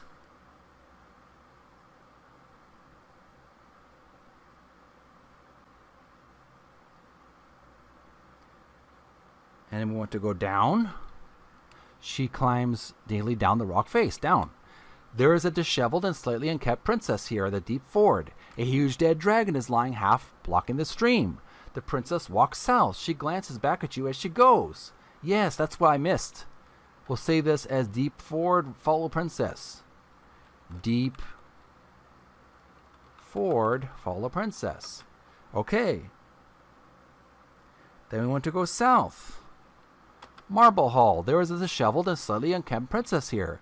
The princess presses a loose piece of marble in the wall, and a large section of the wall slides away, revealing a passage to the east. She enters it.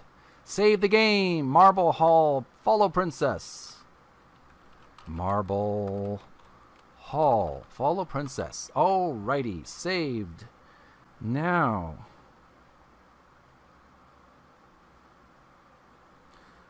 She enters it. Now we want to go east. Path near stream. There is this disheveled and slightly unkempt princess here. Your sword has begun to glow very brightly. Uh-oh. Better wait. Time passes. The princess walks east. She glances back at you as she glows. The sword is glowing with a faint blue glow.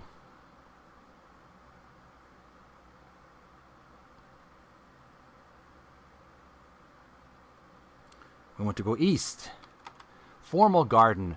There is the disheveled and slightly unkempt princess here. The princess walks north. She glances back at you as she goes. Save a game as formal garden. Follow princess. Formal garden. Follow princess. Okay, so far so good. We're in the formal garden. Now we want to go wait. We want to wait. Time passes. Your sword is no longer glowing. We want to go north. North end of the garden. Your sword is glowing with a faint blue glow.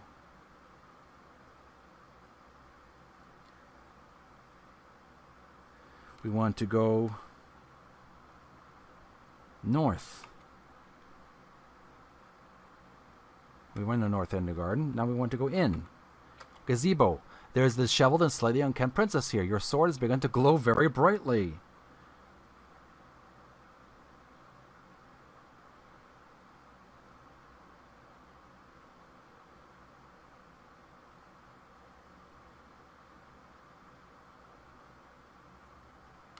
Wait. Time passes.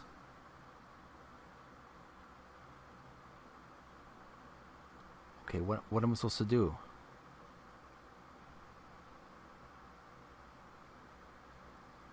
What am I doing now? We're in the gazebo. Follow princess.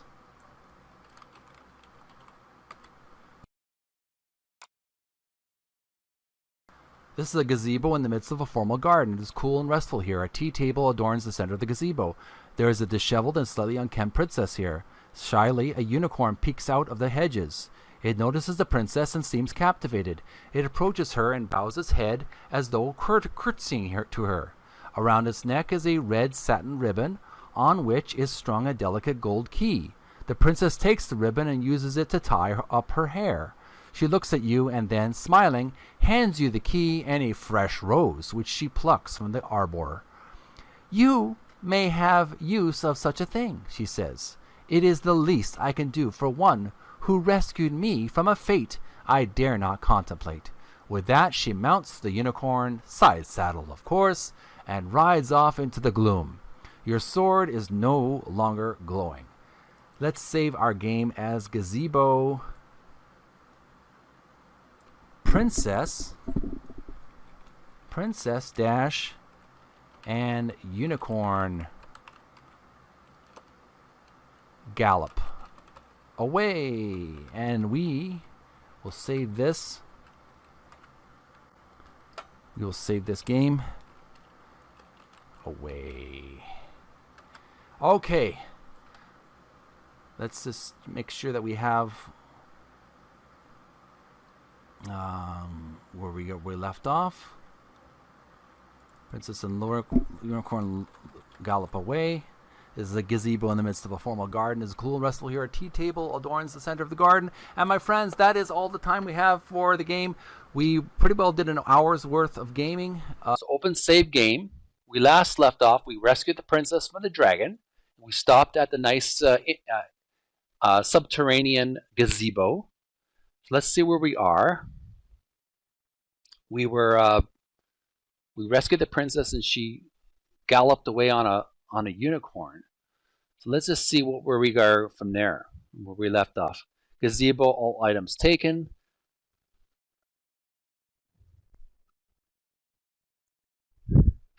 Princess and unicorn gallop away. Let's look at this. Let's look at our game here. Look. Gazebo. This is a gazebo in the midst of a formal garden. It is cool and restful here. A tea table adorns the center of the gazebo. So I think we are just following up from last time I played. The princess had rode upon a unicorn and is on her way out. So let's see where we are from there.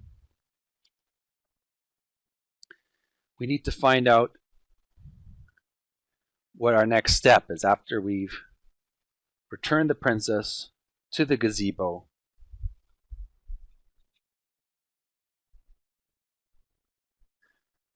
Okay, that last time I played, just remember from this walkthrough from this guy named SwimYBO on YouTube. He made some really good walkthroughs so far. Using his YouTube channel, I was able to win the Zork I game. Now I'm on to Zork II, and with his walkthrough. So I'm just trying to see where we go from there.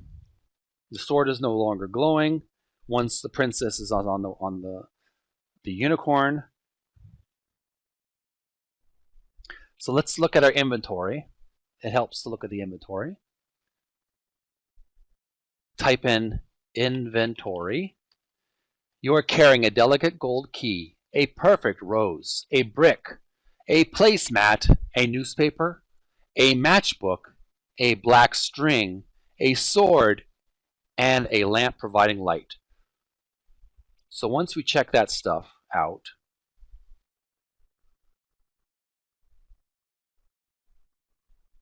let's smell the rose. Smell. Okay, we have score of 125 with a moves 166. Smell rose. Unlike your efforts here, it comes out smelling like a rose. All right. So now what we want to do after we smell the rose, we want to drop the rose. Drop rose. Dropped. All right, let's save this game as Gazebo, Princess, Unicorn, Gallop Away, and we'll name this, time this, make this as November the 8th, 2022, and we'll write this drop rose. That's been taken care of. So once we drop the rose, we go out. Does that say out?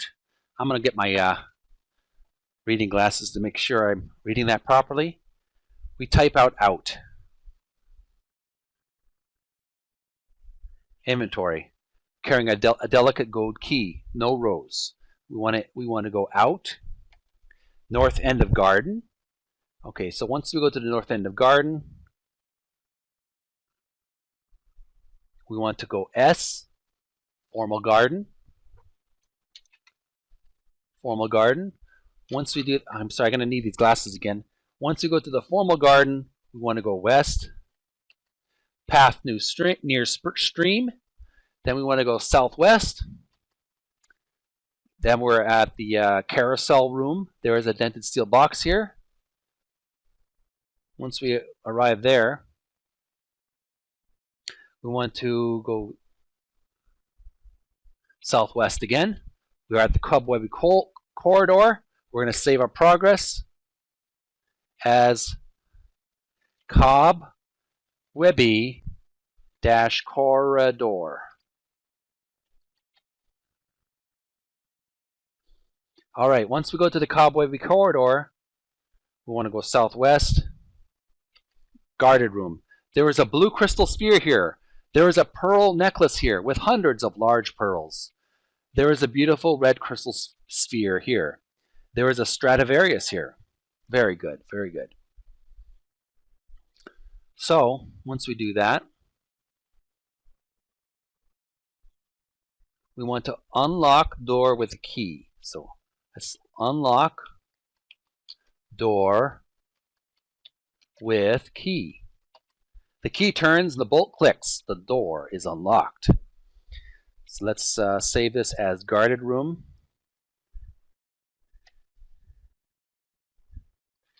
Guarded room, and we'll save that as door unlocked. Okay.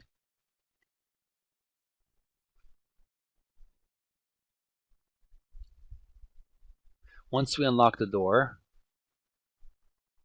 we want to take all. Take all. Take all. Blue crystal sphere. You try to pick it up, but with everything else you have, you can't manage to hold on to it. Pearl necklace. You try to pick it up, but with everything else you have, you can't manage to hold on to it. Red crystal sphere. You try to pick it up, but with everything else you can't manage to hold on to it. Fancy violin. You try to pick it up. With everything you have, you can't manage to hold on to it. Oh, so many objects I have. I can't hold on to all those objects. So we want to go south. The door, partly covered in cobwebs, is closed. So we want to go to the wizard's workshop, south. No. Oh, we want to open door. The door, partly covered in cobwebs, is closed. We want to open door. Didn't notice that. The door creaks open. Then we want to go south. Wizard's workshop. You are standing in the entry hall of the wizard's workshop. Dark corridors lead west and south from here.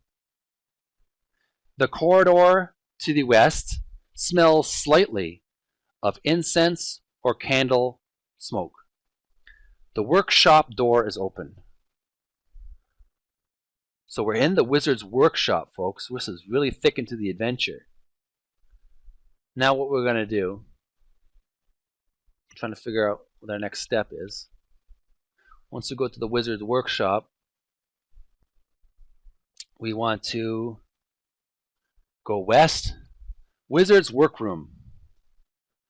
This room is the wizard's workroom. A hall continues east and west, and a larger room lies to the south. There are many shelves and racks on the walls, but the wizard's workbench dominates the room. It is made of dark, heavy wood bound with iron. The workbench is stained from many years of use, and is deeply gouged as though some huge clawed animal was imprisoned on it. There are burn marks and even notes written in a crabbed hand. Many arcane items are scattered about the bench. Alembics, mortar, and pestle, small knives of various sizes, old scraps of vellum, wax candles, and much more. In the center of a relatively clear area of the bench are affixed 3 stands, ruby, sapphire, and diamond, which form a triangle. It's a very elaborate workshop for the wizard. Let's save this as wizards. I should have saved the previous one, but whatever. Workroom. And we'll save that, wizard's workroom. All right. So we've got a nice little laboratory, alchemist laboratory here, where the wizard works. We're going to see what our next move is after we investigate the wizard's workroom. We want to go west. Aquarium room. Here a dark hallway turns a corner. It says, goes on to read, to the south is a dark room. To the east is fitful light. Filling the northern half of the room is a huge aquarium. The aquarium contains a baby sea serpent. My, how very bizarre. Let's save that as aquarium dash room. We'll save that. Okay, so we've got the aquarium room. I'm going to save that file. Some kind of baby sea serpent in the aquarium. And once we're there, throw sword at glass. Throw sword at glass. The sword shatters the glass wall of the aquarium, spilling out an impressive amount of salt water and wet sand. It also spills out an extremely annoyed sea serpent who bites angrily at the sword and then at you. He's having difficulty breathing, and he seems to hold you responsible for his current problem. He tries to slither across the stone floor towards you. Fortunately, he expires mere inches away from biting off your foot. A clear crystal sphere sits amid the sand and broken glass on the bottom of the aquarium. Well, I guess it was worth it to get that sphere. I guess we're doing this to get these spheres, these magical spheres, to defeat the wizard. This is not something you do in real life. It's only in a game, and it's a giant monster.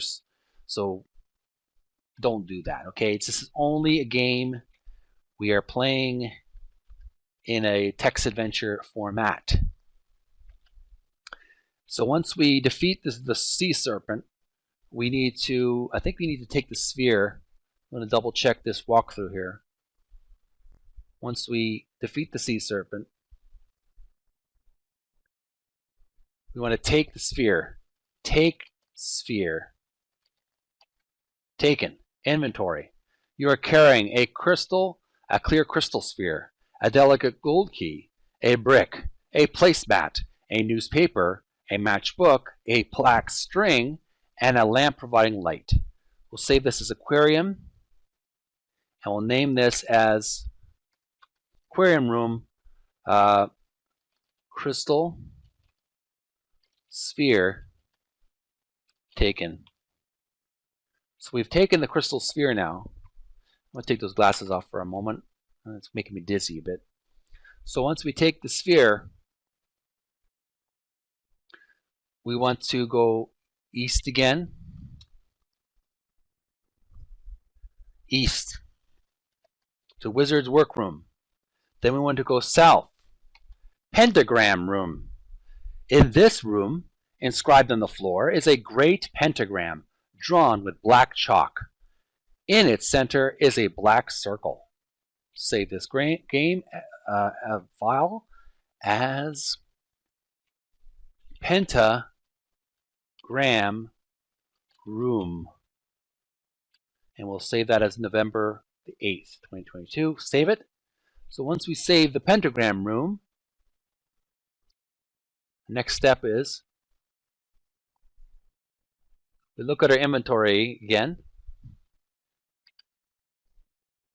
You are carrying a clear crystal sphere, a delicate gold key, a brick, a placemat, a newspaper, a matchbook, a black string, a lamp providing light. A strange little man in a long cloak appears suddenly in the room. He is wearing a high-pointed hat embroidered with astrological signs. He has a long, stringy, and unkempt beard. The wizard draws forth his wand and waves it in your direction. It begins to glow with a faint blue glow. The wizard, almost inaudibly, whispers a word beginning with F and then disappears, chuckling more. Chuckling nastily. Alright, so hopefully he didn't do something too damaging. We want to, after that, drop necklace, comma, key. You don't have that. Okay, this is concerning. Inventory.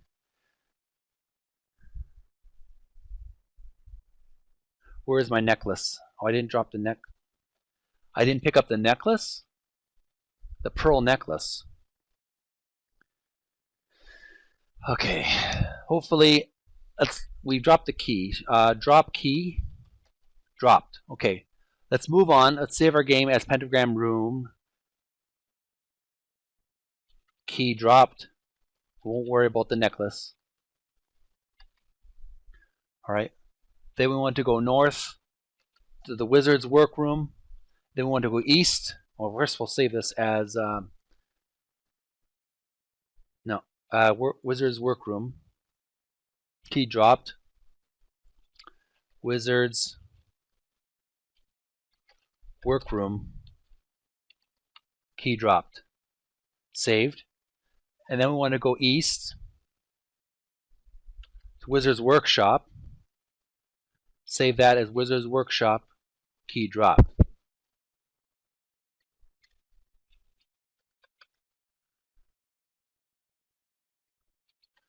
Workshop key dropped. All right, once we got that done,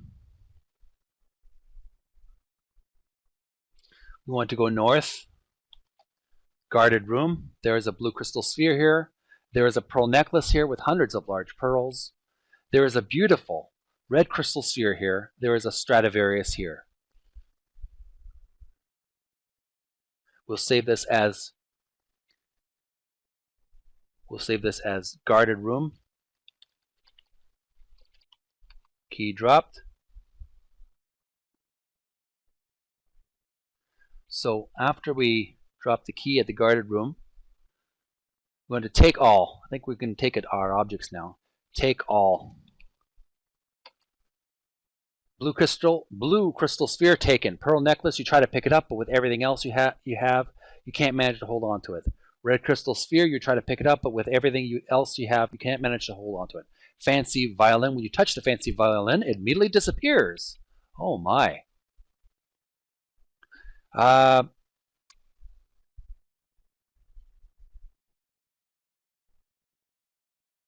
What am I going to do now? Take red crystal. You try to pick up with everything you have, you can't manage to hold on to it. Inventory.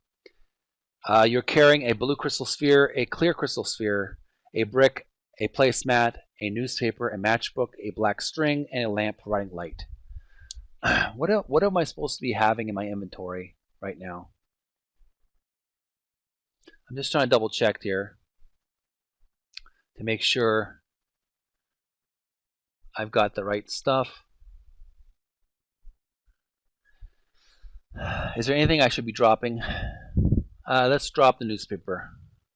Drop newspaper. Dropped.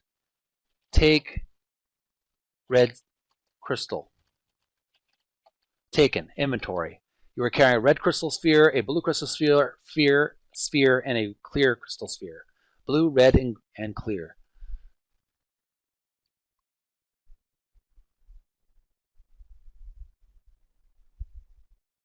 Okay.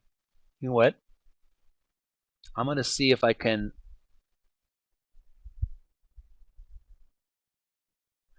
do it again. Let's see.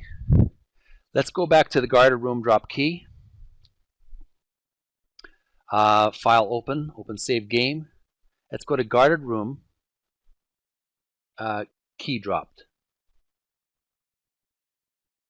That would be November.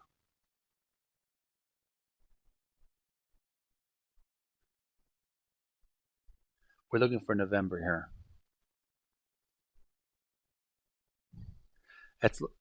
Now we're going back in time. We're in the guarded room again before we picked up our items.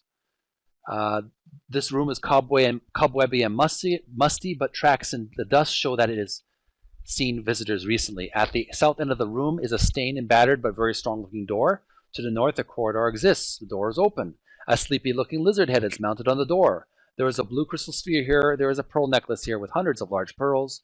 There is a beautiful red crystal sphere. There is a Stradivarius here. Drop all, because I think I'm going to need that violin. All items dropped. Take lamp. Taken. Take Stradivarius or fancy violin. Taken. Good. Inventory. You are carrying a fancy violin and a lamp providing light. All right, so far so good. Save this as guarded room, key dropped. We'll resave that. And that will just take red crystal. Taken. We're going to take blue crystal. Taken. Take red. Take clear crystal. Clear crystal.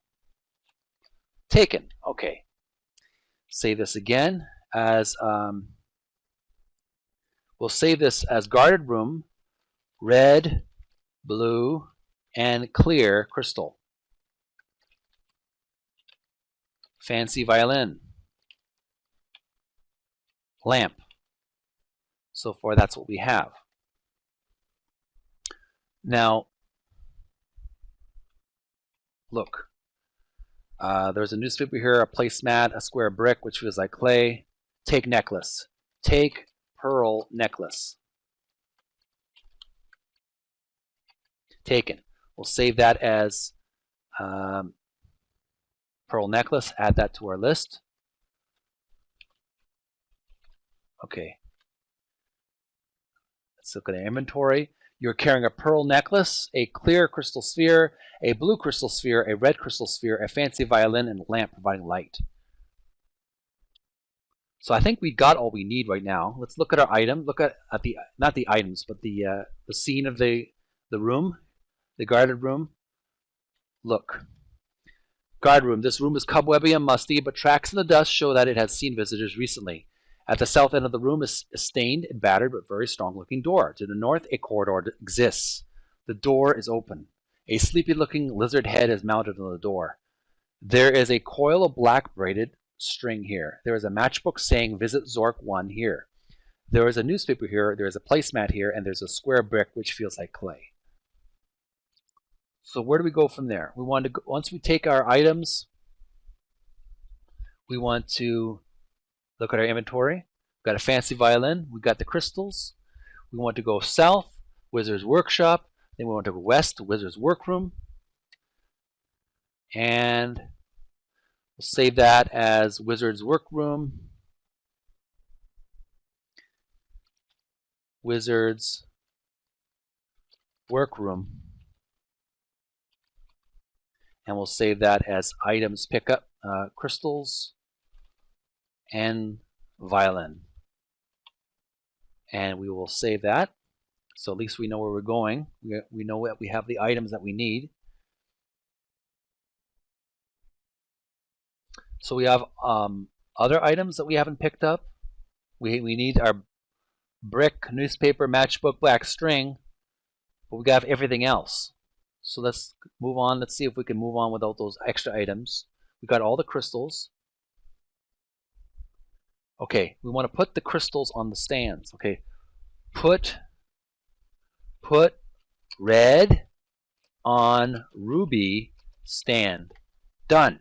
All right, so far so good. Let's save this as Wizard's Workroom, and we'll save this as red on ruby stand. All right, so far so good. Once we got the red and the ruby, we want to put blue on sapphire. Everything in its proper place. Sapphire stand. Done. A strange little man in a large, long cloak appears suddenly in the room. He is wearing a high-pointed hat embroidered with astrological signs. He has a long, stringy, and unkempt beard. The wizard draws forth his wand and waves it in your direction. It begins to glow with a faint blue glow. There is a loud crackling noise. Blue smoke rises from out of the wizard's sleeve. He slides and disappears. I've noticed this wizard who keeps popping up whenever he wants. He doesn't do any real damage, does he? I don't know. So let's save our game as blue. Blue on sapphire. Blue on sapphire stand. And we'll save that. Okay.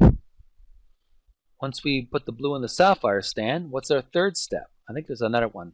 There's a clear sphere. We need to put the clear sphere. Put clear on diamond stand. Done. As you place the clear crystal sphere in the diamond stand, a low humming noise begins, and you can feel the hairs on the back of your neck begin to stand up. The three spheres begin to vibrate faster and faster as the noise becomes higher and higher pitched. 3 puffs of smoke one red, one blue, one white rise up from empty stands. The spheres are gone, but in the center of the triangle, formed by the stands, is now a black stand of obsidian, in which rests a strange black sphere. Save the game. We'll say Wizard's Workroom.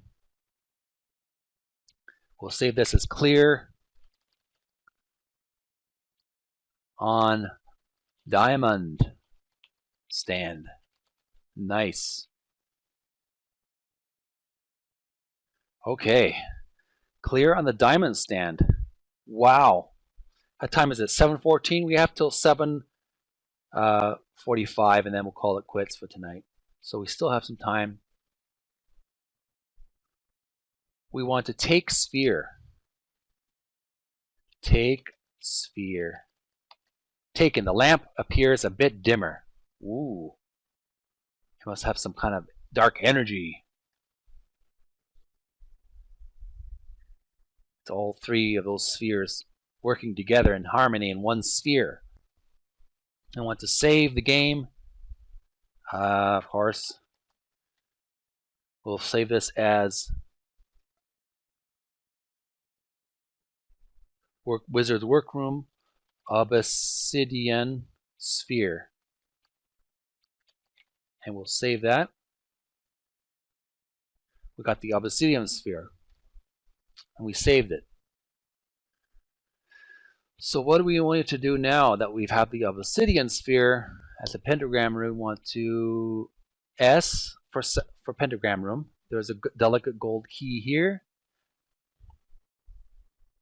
We want to drop violin here.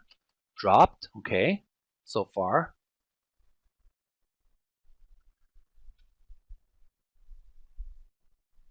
Let's look at our inventory. You are carrying a black crystal sphere, a pearl necklace, and a lamp providing light.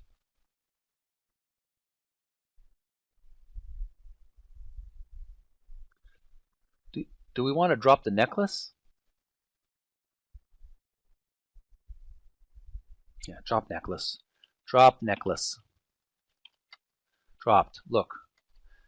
Pentagram Room. In this room, inscribed on the floor, is a great pentagram drawn with black chalk. In its center is a black circle. There is a pearl necklace here with hundreds of large pearls. There's a Stradivarius here, and there's a delicate gold key here. Now I want to go north. Wizard's Workroom. Sitting on the wizard's workbench is a black obsidian stand. You know what? I could probably pick up all my items at the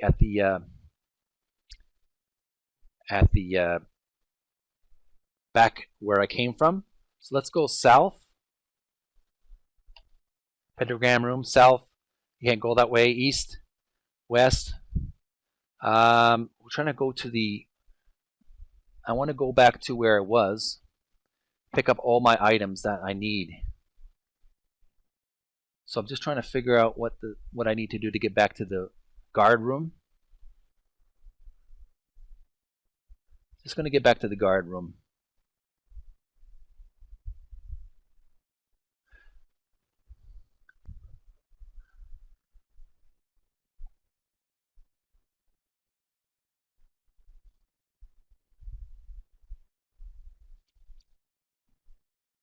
Maybe I don't need to go to the guard room just yet, but I'm just going to make sure I am ready for the next step. After picking up the obsidian sphere, what do we need to do now?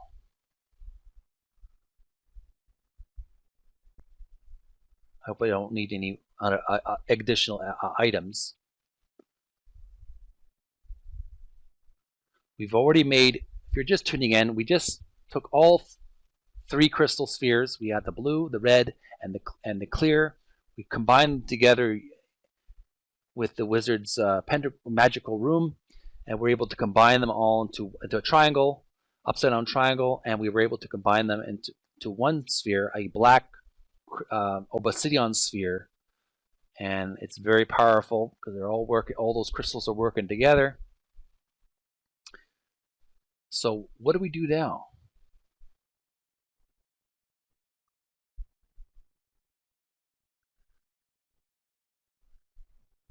once we, because I just want to make sure I have enough items. So I'm just looking at SwimYBO's YouTube walkthrough to make sure I've got everything I need. Let's go back to our previous game.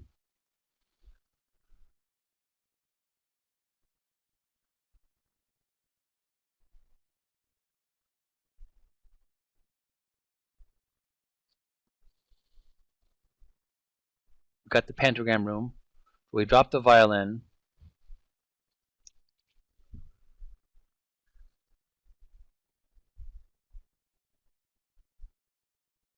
Okay, we want to go north.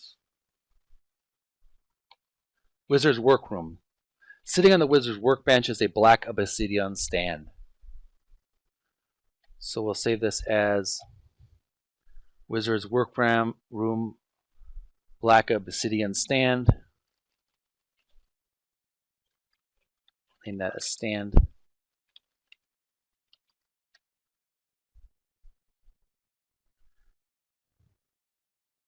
Save that as bench. Okay. All right, once we do that, we want to go east to the wizard's workshop. Then we want to go north to the guarded room. All right.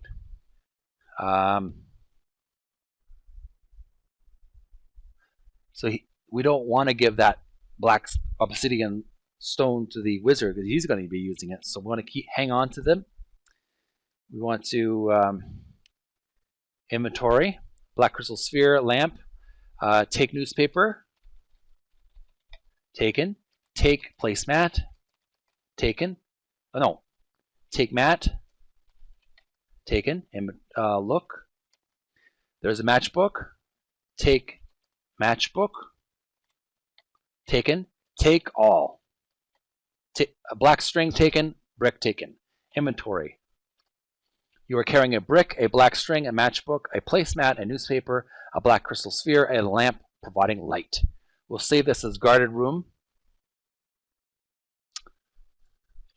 Guarded room, all items taken.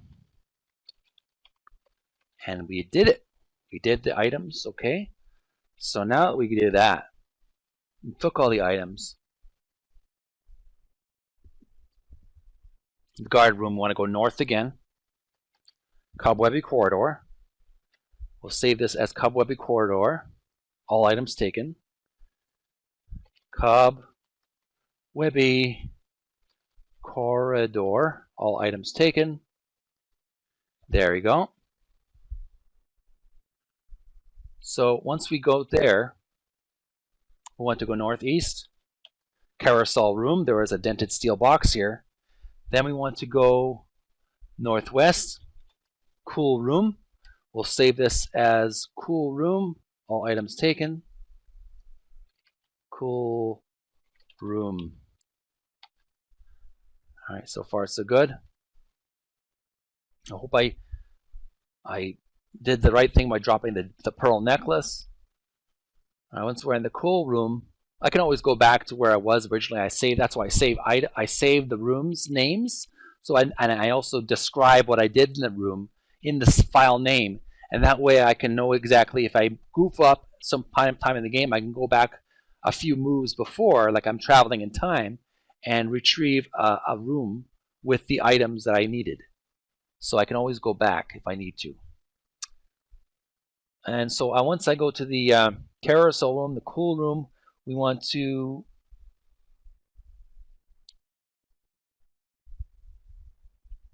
north, stone bridge. All right, we want to go north again, dragon room.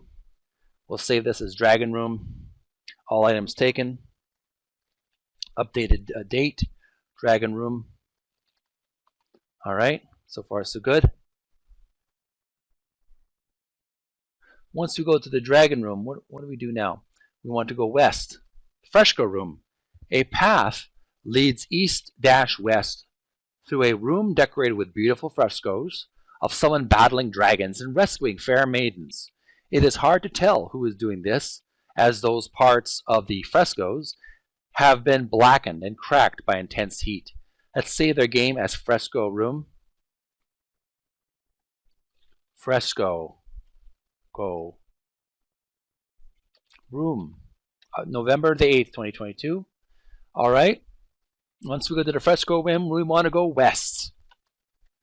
Bank entrance. This is the entrance hall of the Bank of Zork, the largest banking institution of the great underground empire. A partial account of its history is in the Lives of the 12 Flatheads, in the chapter on J. Pierpont Flathead. A more detailed history, albeit less objective, may be found in Flathead's outrageous autobiography, I'm Rich and You Aren't, so there. Most of the furniture has been ravaged by passing scavengers. All that remains are two signs at the northwest and northeast corners of the room which say viewing rooms. The way out, ornate but tasteful, is to the east. We'll save the game as bank entrance. Bank entrance. And we'll name that the date dated November 8th, 2022, bank entrance. Once you go to the bank entrance, what's our next step? Just want to double check here. I'm just trying to see where we go from there, because we want to make sure we are following the instructions from Mr. Swim YBO. We want to go northwest. West teller's room. You are in a small room which was used by a bank officer who retrieved safety deposit boxes for the customer. On the north side of the room is a sign which reads viewing room. On the west side of the room above an open door is a sign reading bank personnel only. I'll save that as West teller's room. November 8th, 2022. All right. Once we go to the bank teller's room, the West teller's room, where do we go from there? So once we want to go west to the safety depository. This is a large rectangular room. The east and west walls were used for storing safety deposit boxes, but all have been carefully removed by evil persons. To the east, west, and south of the room are large doorways. The northern wall of the room is a shimmering curtain of light. In the center of the room is a large stone cube about 10 feet on a side. Engraved on the side of the cube is some lettering. On the ground is a small, worn piece of paper. Let's save our game as Safety Depository. Safety Depository,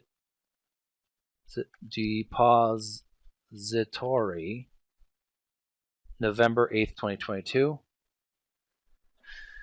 All right, so we've saved our Safety Depository file. It's exactly 7:27 p.m. We have at least 10 minutes or plus 10 minutes of gaming to go.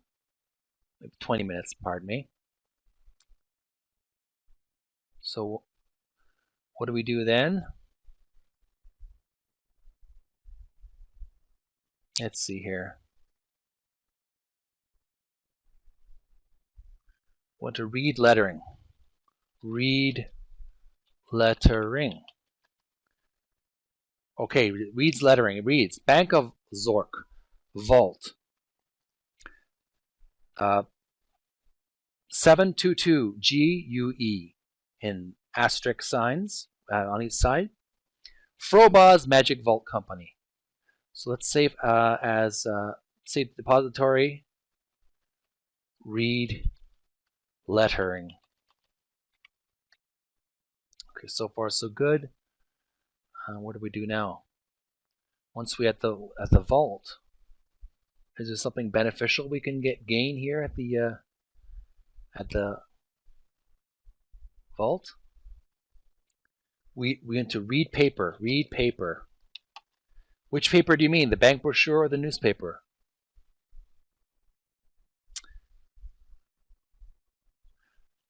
Read bank brochure. Taken. The paper is barely readable. You can only make out valuables are completely safe. Advanced magic technology. Impossible to take valuables from the depository. Either tellers, many customers faint,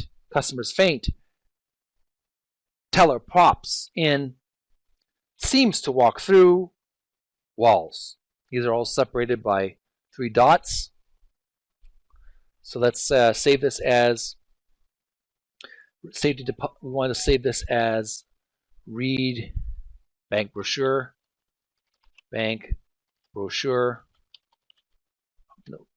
November 8th, 2022. Save that. Once we read the brochure, did as much as we can to read it. What do you want to do with that brochure? Do you want to drop it, or do you want to pick it up or use it again? We want to drop the brochure. Let's type in drop brochure. Dropped. Let's save our game as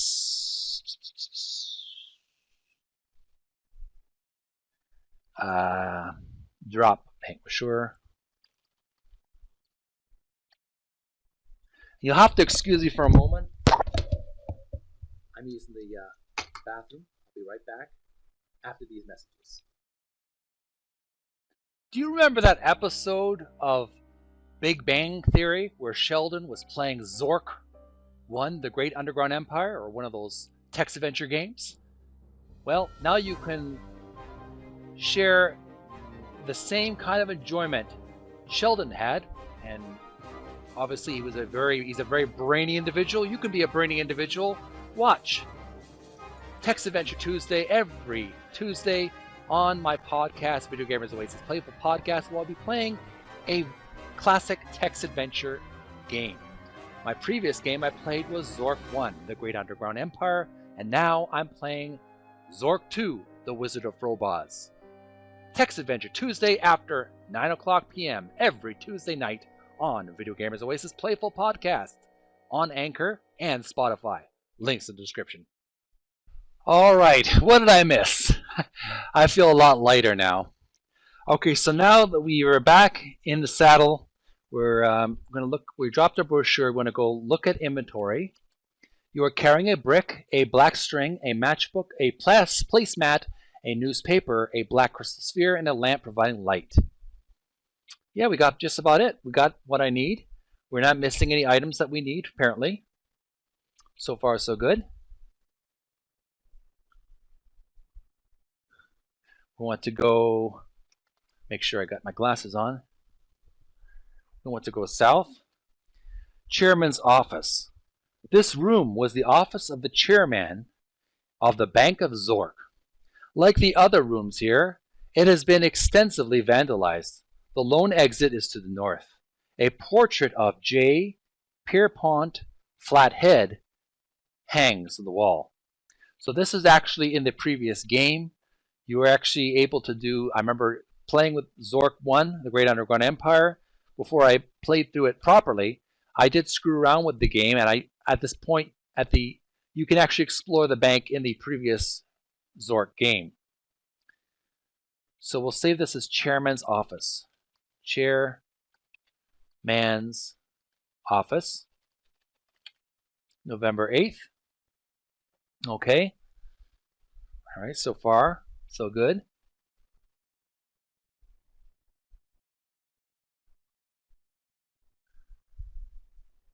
So what I want to do, I want to take the painting. Take painting. I don't know why, but it says to take the painting. Then north, safety depository. There is a bank brochure here.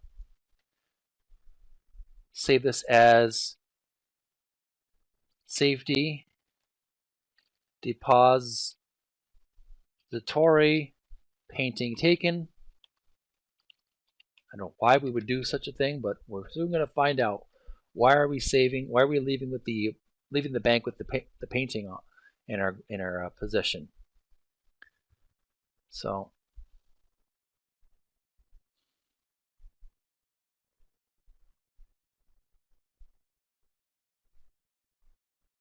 We want to walk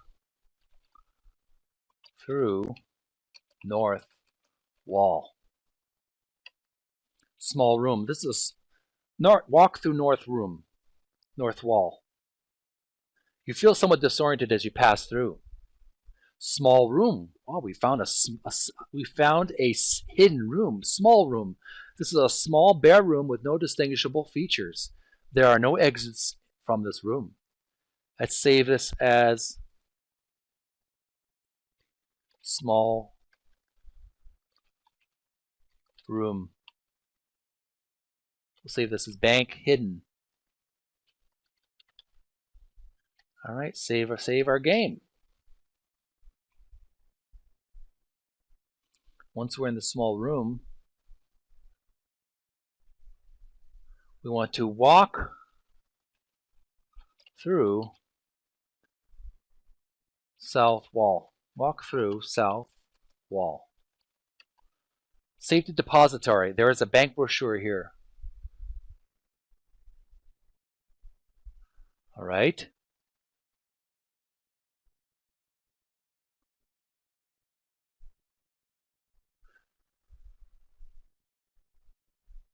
We want to walk through north wall. This is bizarre. We're actually walking through walls. I don't know the word wall. Okay, I missed a letter L. Walk through north wall. Vault. This is the vault of the Bank of Zork, in which there are no doors. On the floor sit 200 neatly stacked Zorkmid bills. Nice. Save this as vault.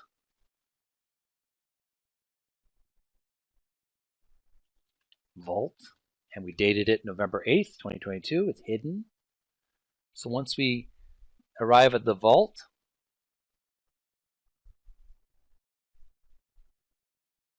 what do we do from there? I want to take bills. Take bills. Taken. Inventory. You're carrying a stack of Zorkmid bills, a portrait of J. Pierpont Flathead, a brick, a black string, a matchbook, a placemat, a newspaper, a black crystal sphere, and a lamp providing light. All right, want to walk through the north wall. Walk through north wall. You feel somewhat disoriented as you pass through. We have a score of 230 and we have 255 moves made. Safety depository. There is a bank brochure here. All right. Inventory. We still have our lamp, but we have to be careful not to get too dim.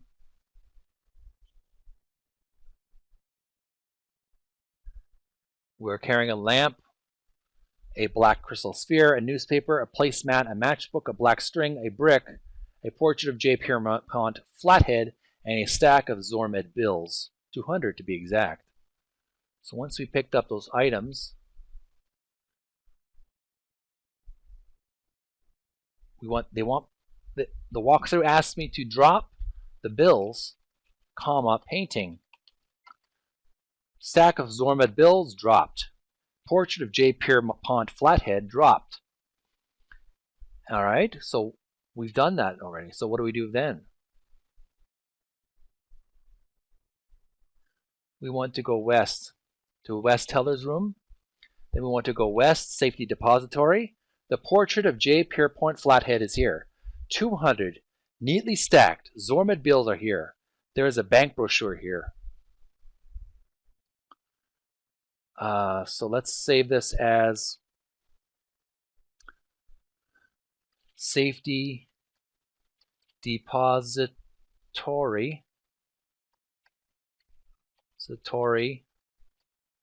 Bills, money, cash,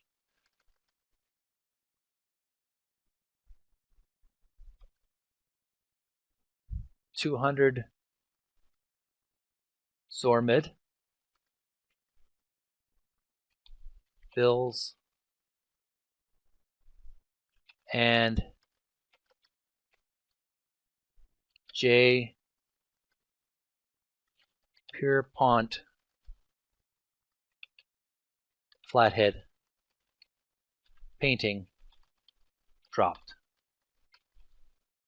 All right, so far so good.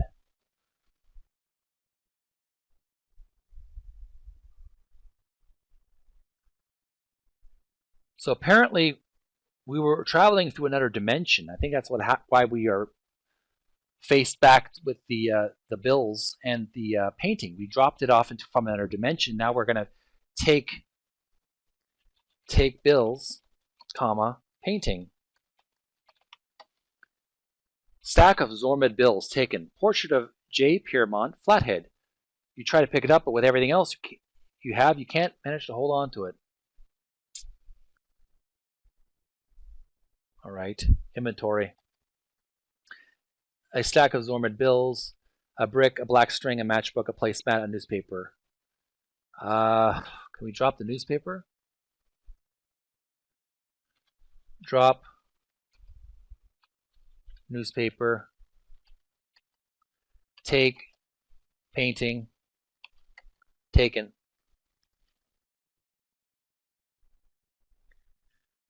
Take newspaper. Taken. Okay. So far so good. I thought I lost everything, but apparently we have a newspaper, a portrait of J. Pierpont flathead, a stack of Zorkmid bills, a brick, a black string, a matchbook, a placemat, a black crystal sphere, and a lamp providing light. We're able to pick up all those items now.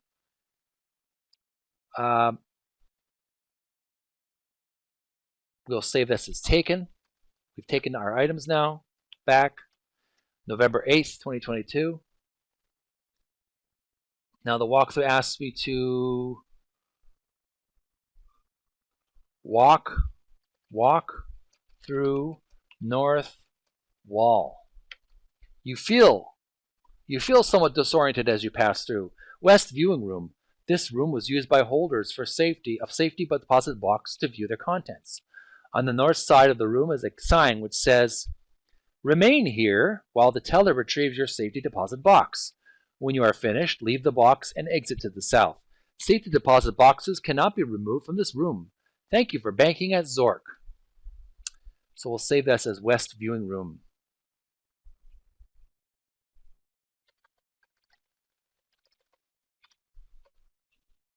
West viewing room. All right. Once we're at the West viewing room, we want to go S for bank entrance. Then we go into S. You can't go that way. No, can't go that way. Well, you can go somewhere else though.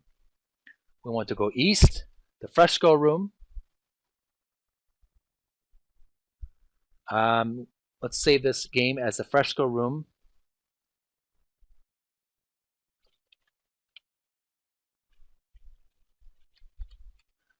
Items taken. November 8th. Then we want to go east to the dragon room.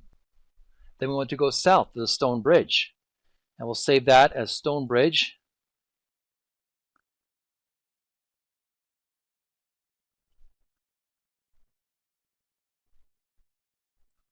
Stone bridge. Items taken. All right, so far so good. Then we want to go south, the cool room. Then we want to go southeast, the carousel room. There's a dented steel box here. I want to go southwest to the Cobwebby Corridor. We'll save this as Cobwebby Corridor.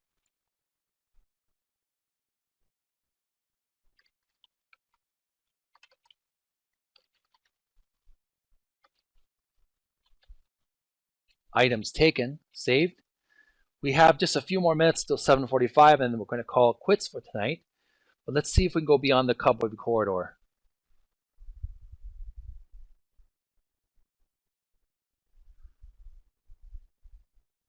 Hang on here. Once we enter the Cobwebby Corridor, we need to go somewhere else.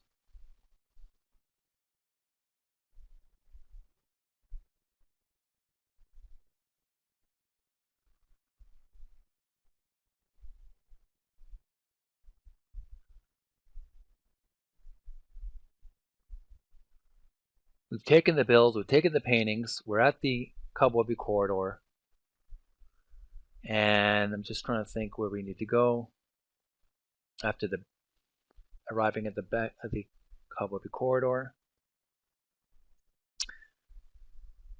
So I want to go southwest to the guarded room.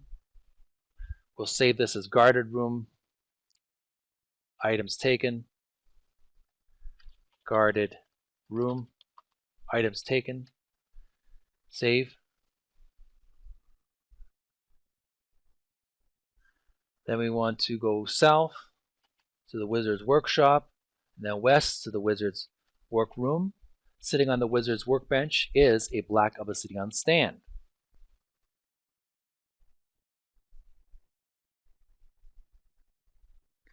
And we want to go south to the Pentagram Room. There was a pearl necklace with hundreds of large pearls. There's a Stradivarius here, and there's a delicate gold key here. And on that note, we will save the game. As we'll say, Pentagram Room. I am just about ready to turn in because I've had enough. So that we saved their items. We're in the Pentagram Room, and we're going to take a little break here, folks. We have a score of 230. We'll call it quits for tonight. I certainly had a good time. Let's close the game. And we are playing Zork II, the Wizard of Frobozz. In this episode, the hero travels in a hot air balloon to the top of a volcano. There he explores a very old library. This and many more adventures and treasures in Video Gamers Oasis Playful Podcast. Stay tuned. So we're back in the Pentagram Room, and it reads, "In this room, inscribed on the floor, is a great pentagram drawn with black chalk. In its center is a black circle. There is a pearl necklace here with hundreds of large pearls. There is a Stradivarius here, and there is a delicate gold key here. You are carrying a newspaper, a portrait of J. Pierpont Flathead, a stack of Zorkmid bills, a brick, a black string, a matchbook, a place bat, a black crystal sphere, and a lamp providing light." So what am I doing here? What is my next step? And the next step, we want to drop the bills, comma, and portrait. Stack of Zorkmid bills dropped. Portrait of J. Pierpont Flathead dropped.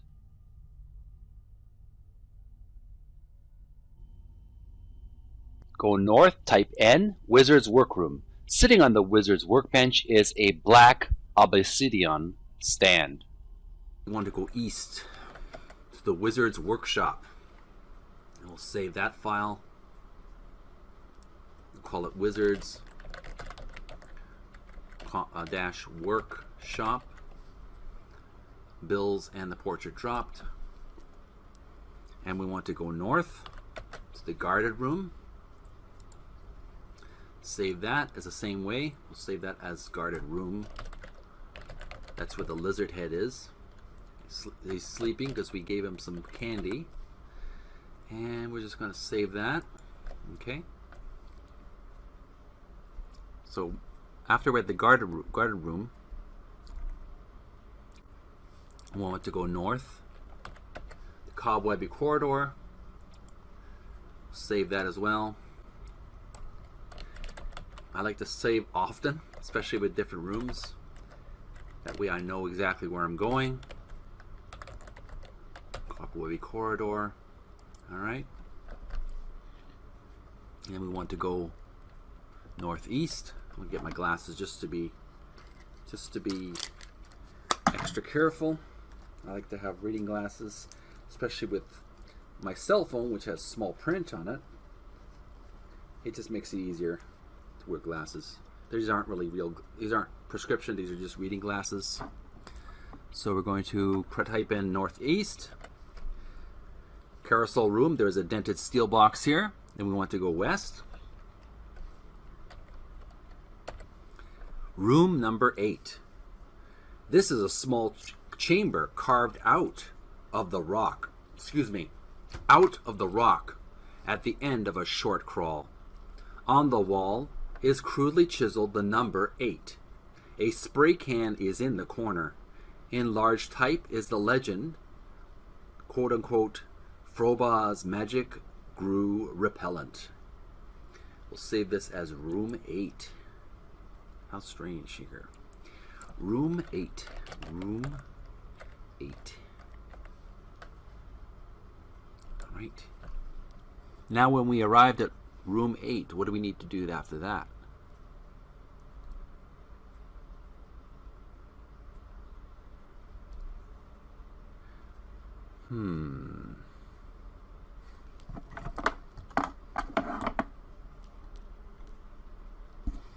So once we go to room 8, we want to type in letter E. E's carousel room. There's a dented steel box here.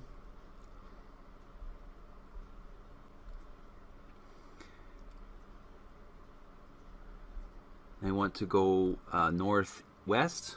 Type in northwest. Cool room. We'll save that file, that room. So far we haven't had to do any battles or drop any items, so it's been pretty steady, pretty easy, smooth sailing so far. So we're in the cool room. After we go to the cool room, we're going to type in west, the ice room. We'll save this as ice room. Ice room. Bills and portraits dropped. Okay, we're in the ice room. Right now we want to go to the west. We want to go west to the lava room. This is a small room whose walls are formed by an old lava flow. There are exits here to the east and the south. On the floor lies a Moby Ruby. Save this as lava room. Lava room. All right. So the lava room, we've saved their room.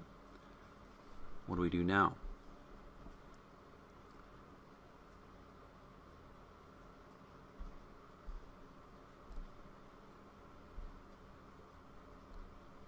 We want to go south. Volcano bottom. You are at the bottom of a large, dormant volcano. High above you, light enters from the cone of the volcano. The only exit is to the north. There is a large and extremely heavy wicker basket here. An enormous cloth bag is draped over the side and is firmly attached to the basket. A metal receptacle is fastened to the center of the basket. Dangling from the basket is a piece of braided wire. I want to save the game as Volcano Bottom. Volcano dash bottom. There's a basket with a piece of braided wire. How strange.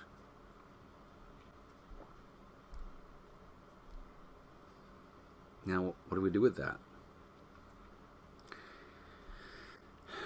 We're getting near the end of the game, so we're making progress.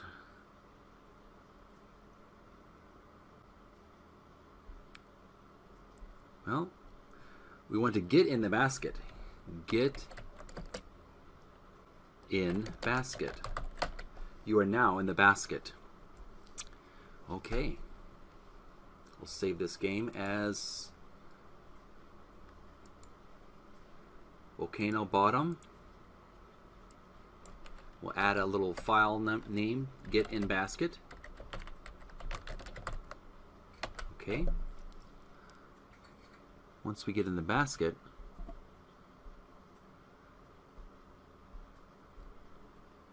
I want to open receptacle. Open receptacle.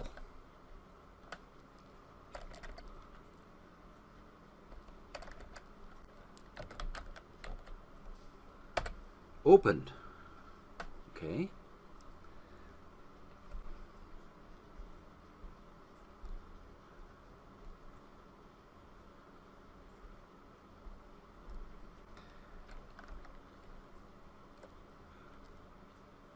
Put newspaper in receptacle. Put newspaper in receptacle. Done. Save that. Put newspaper in receptacle. All right, save that. Next step.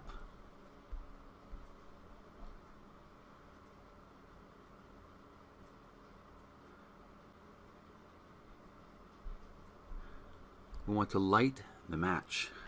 Light match. One of the matches starts to burn. All right. What do we do now? We want to burn the newspaper. Burn newspaper. Newspaper with the match book. That sentence isn't one I've recognized. Okay, we're just going to say burn newspaper with the matchbook. That you don't have to type that part. It does it by itself. The newspaper burns inside the receptacle. The cloth bag inflates as it fills with hot air. A small label drops from the bag into the basket. The match has gone out. Okay. Now we want to read. Okay, we're going to save that as burn newspaper.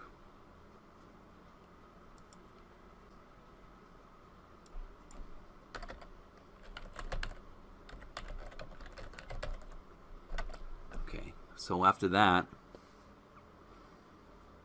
we want to read table. Read label. I don't know the word label. Read label. Misspelled it. It reads, taken. Frobozz, Magic Balloon Company. Hello, aviator. To land your balloon, say land. Otherwise, you're on your own. No warranty expressed or implied. So we'll save this as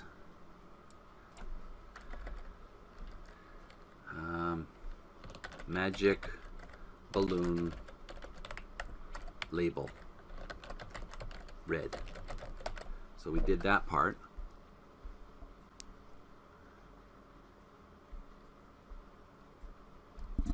So far so good. We'll publish this. It's after 8.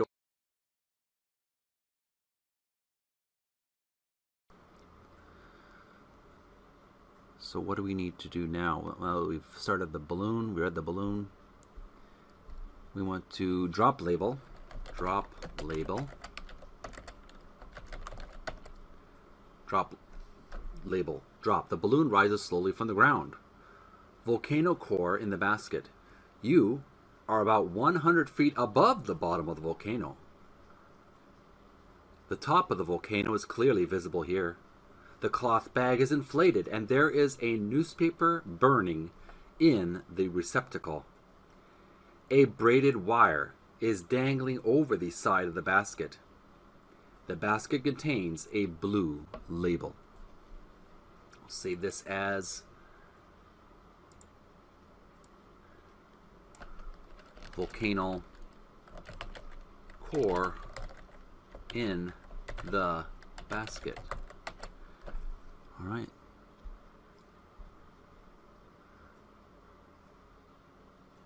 So we want to wait now. Type in wait. Wait. Wait. Time passes. The balloon ascends. Volcano near small ledge in the basket. You are about 200 feet above the volcano floor. Looming above is the rim of the volcano. There is a small ledge on the west side. The cloth bag is inflated, and there is a newspaper burning in the receptacle. A braided wire is dangling over the side of the basket. The basket contains a blue label. All right, next stand. Oh, now we want to type in land. Land. Land. The basket comes to a stop. Narrow ledge in the basket. You are on a narrow ledge within an old dormant volcano. This ledge is about halfway between the floor below and the rim above. There is an exit to the south. The cloth bag is inflated and there is a newspaper burning in the receptacle. A braided wire is dangling over the side of the basket. On the floor is a priceless gold Zorkmid. Brackets, a valuable collector's item. There is a small hook attached to the rock here. Brackets outside the basket. Excuse me. The basket contains a blue label. We'll save this as narrow ledge in the basket. And we'll date this as 11-15-2022. Okay.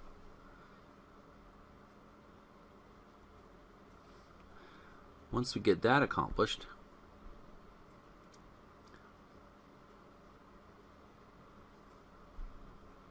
we want to tie rope to hook.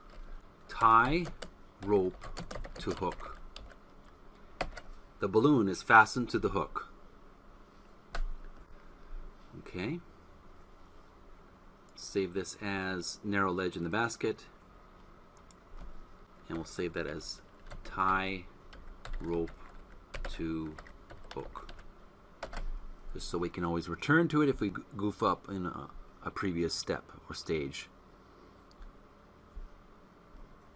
Once we tie the whole rope to the hook, we want to stand.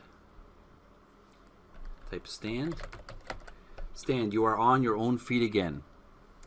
Type in take Zorkmid. Take Zorkmid. It's money, obviously. Taken. And then we want to go south. Library. This must have been a large library, probably for the royal family. All of the shelves have been gnawed to pieces by unfriendly gnomes. To the north is an exit. A handsome book, bound in green leather, sits in the center of the room. Right beside the purple book sits a white one. Worn and battered, in one corner of the room is a blue book.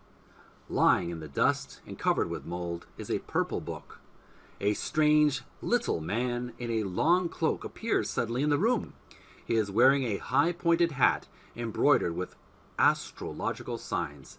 He has a long, stringy, and unkempt beard. The wizard notices that you carry the black crystal, and with an unseemly haste, he disappears. Oh my, the wizard is in the library. So we will save this as library. Library. And we'll save that part there. So far, so good. So we're in the library. We encountered the library with all kinds of multiple colored books, and we encountered the Wizard of Frobozz again, but he did not attack us because he noticed we have the black crystal. Too powerful for him.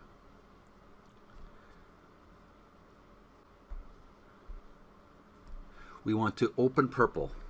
Open purple. Opening the purple book reveals a flathead stamp. We'll save this game as library. Open purple. Okay. And we're going to take stamp. Take stamp. Taken. We'll save that. Library. Open purple. Take stamp. Right.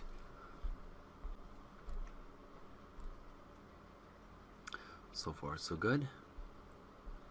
Now, what we want to do is we want to go north. Excuse me, north. Narrow ledge. There is a large and extremely heavy wicker basket here. An enormous cloth bag attached to the basket is inflated. A metal receptacle is fastened to the center of the basket. In it is a burning newspaper. A piece of wire tied to a hook holds the balloon in place. All right. We want to get basket.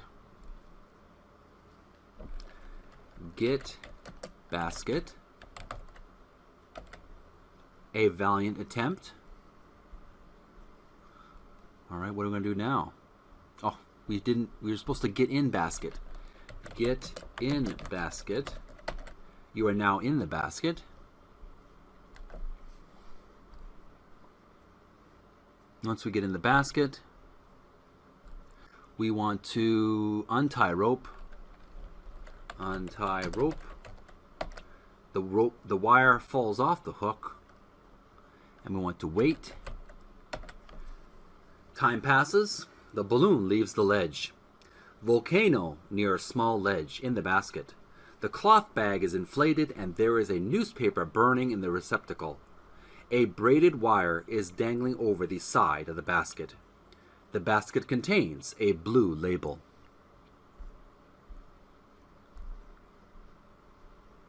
After that, we want to go G. I guess means same thing, means wait. Time passes, the balloon ascends. Volcano by viewing ledge in the basket. You are high above the floor of the volcano. The rim of the volcano looks very narrow and you are very near it. To the east is what appears to be a viewing ledge, too thin to land on. The cloth bag is inflated and there is a newspaper burning in the receptacle. A braided wire is dangling over the side of the basket. The basket contains a blue label. So we'll save this as volcano by viewing ledge. Stamp taken, and we'll date that as 11-15-2022. All right, so far so good.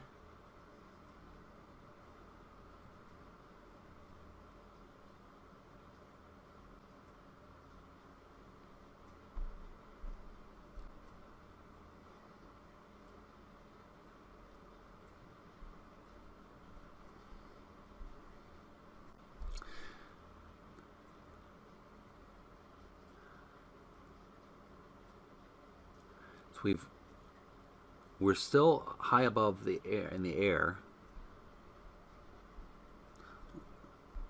Where do we want to go now? We want to go G again.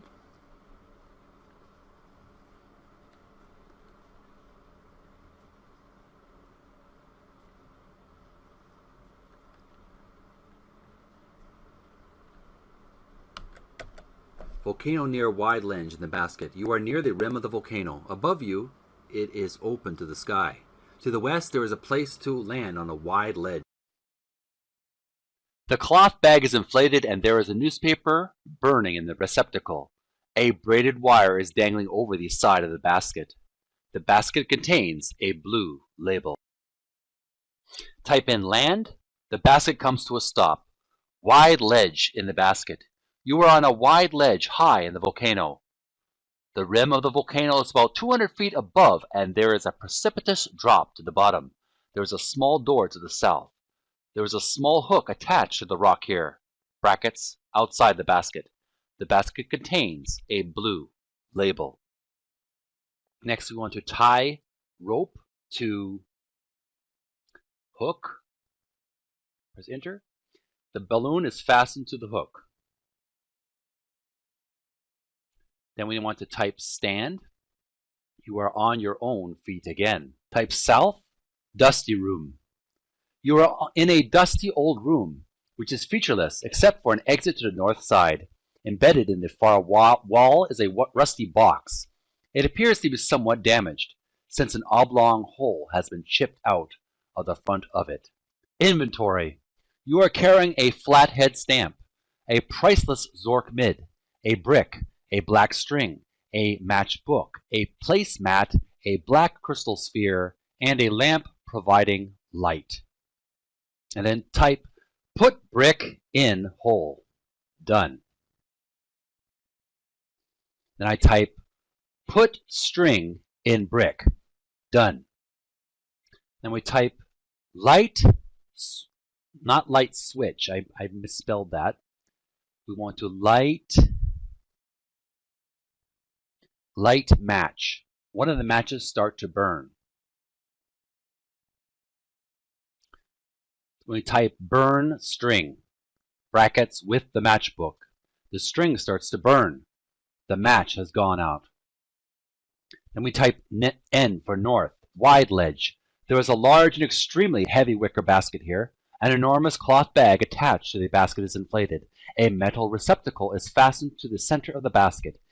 In it is a burning newspaper. A piece of wire tied to a hook holds the balloon in place. There is an explosion nearby. Then we want to type in south for dusty room. You are in a dusty old room, which is featureless, except for an exit on the north side. On the far wall is a rusty box, whose door has been blown off. The room is cluttered with debris from an explosion. The walls seem ready to collapse. The excessively gaudy crown of Lord Dimwit Flathead is here. The box contains a card.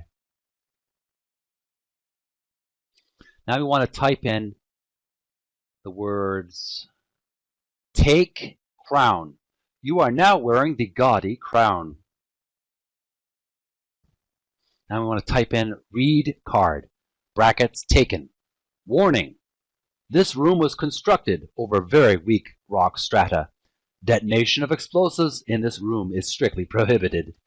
Frobozz Magic Cave Company. Per M. Agrippa, Foreman. Now we type in the letter N for north, wide ledge. There is a large and extremely heavy wicker basket here. An enormous cloth bag attached to the basket is inflated. A metal receptacle is fastened to the center of the basket. In it is a burning newspaper. A piece of wire tied to a hook holds the balloon in place. Type in get in basket. You are now in the basket. You may recall that recent explosion. Probably as a result of it, you hear an ominous rumbling, as if a nearby room had collapsed. Now we want to type in untie rope. The wire falls off the hook. Now we want to type in close receptacle. Closed. Now we want to type in wait. Time passes. The balloon leaves the ledge. Volcano near wide ledge in the basket. The cloth bag is inflated and some smoke is leaking out of the closed receptacle.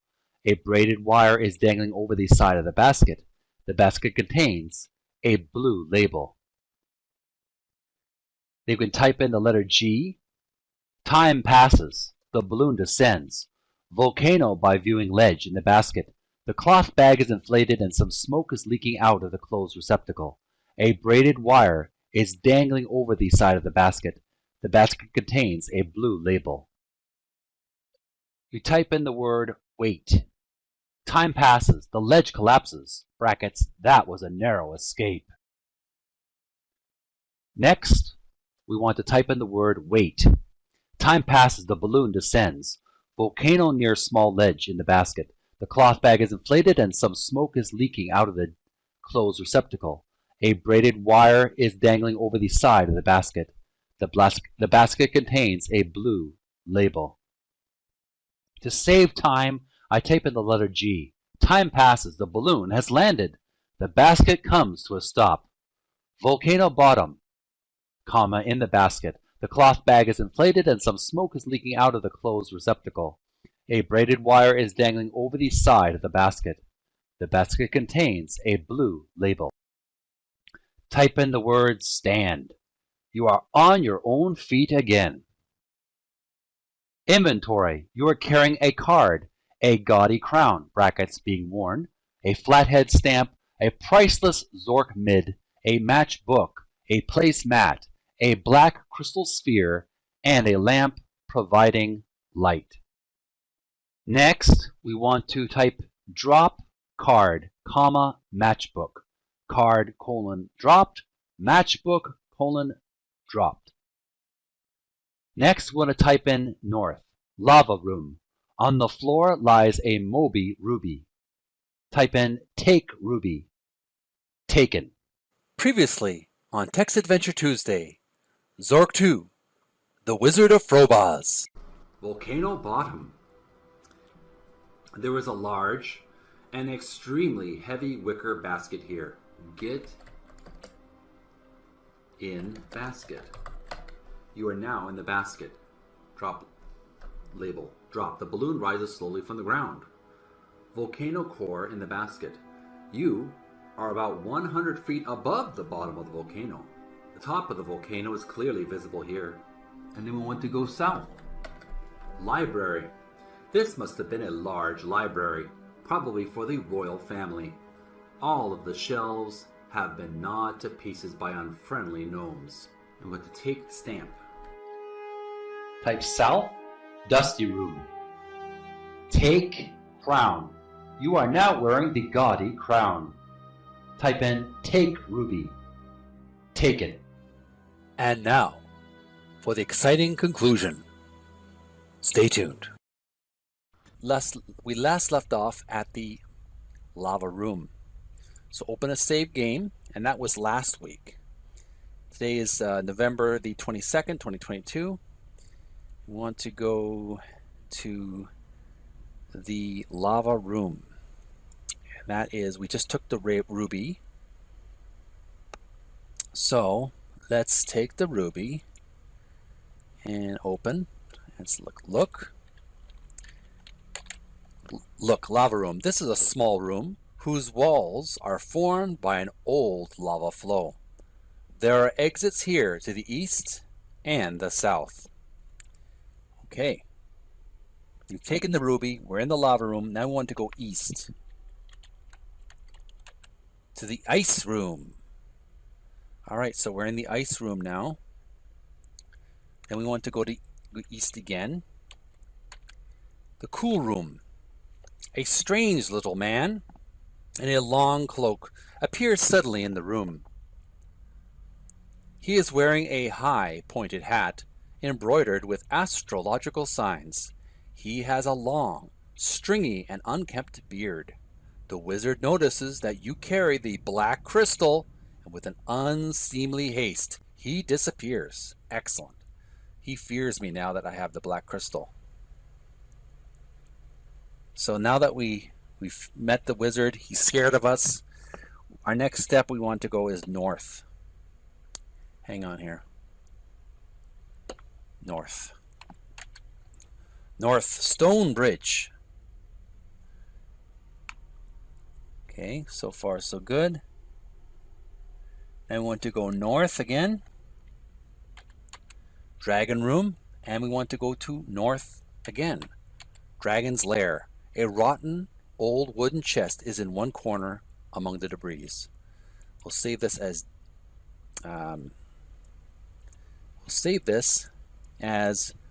Dragon's Lair. It will date this as 11/22/2022. So that is an update there. Now that we have that, after we have arrived at the Dragon Lair, where do we need to go now according to the walkthrough? Open chest. Open chest. The hinges are very rusty, but they seem to be starting to give. You can probably open it if you try again. There is something bumping around inside. Open chest. The rotten wooden chest opens. Nestled in the chest is a wrought gold statuette of a dragon. Hang on for a moment. My cat wants to eat, so let's take a quick break and we will be right back. Where did we leave out? We were at the rotten chest. We opened the rotten chest and we found a gold statuette of a dragon. Now once we do that, come on, bud. Come on. Come on. Like. Okay, what happened now?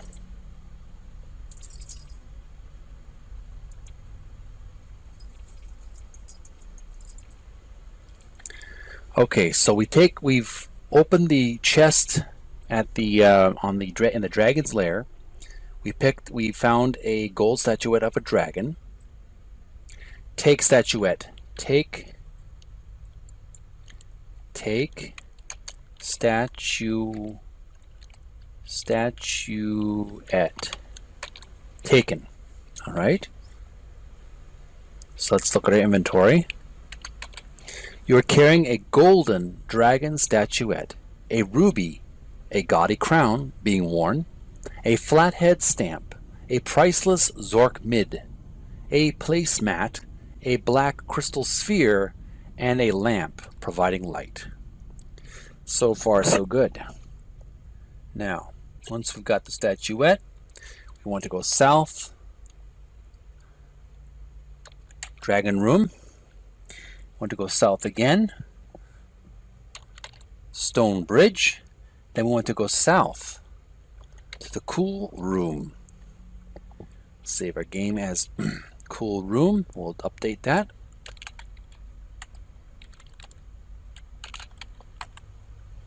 We have a score of 315. We have 369 moves so far. Let's look.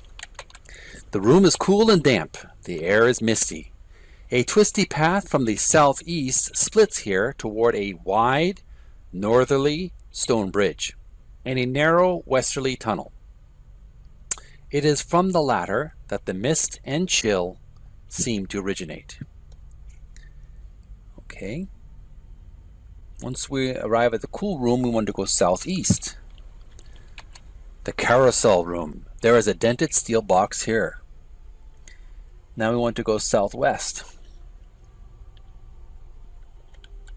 The Cobwebby Corridor. And now we want to go southwest again to the guarded room, and then we want to go south to the Wizard's Workshop.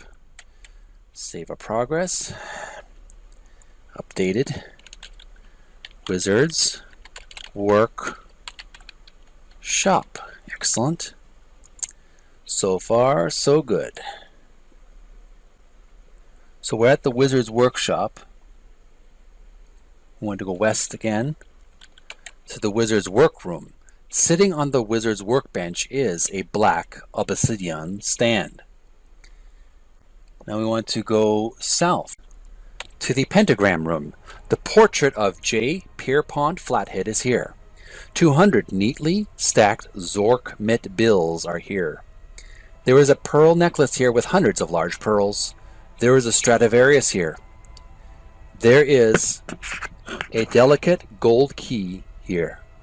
Inventory. You are carrying a golden dragon statuette, a ruby, a gaudy crown being worn, a flathead stamp, a priceless Zorkmid, a placemat, a black crystal sphere, and a lamp providing light.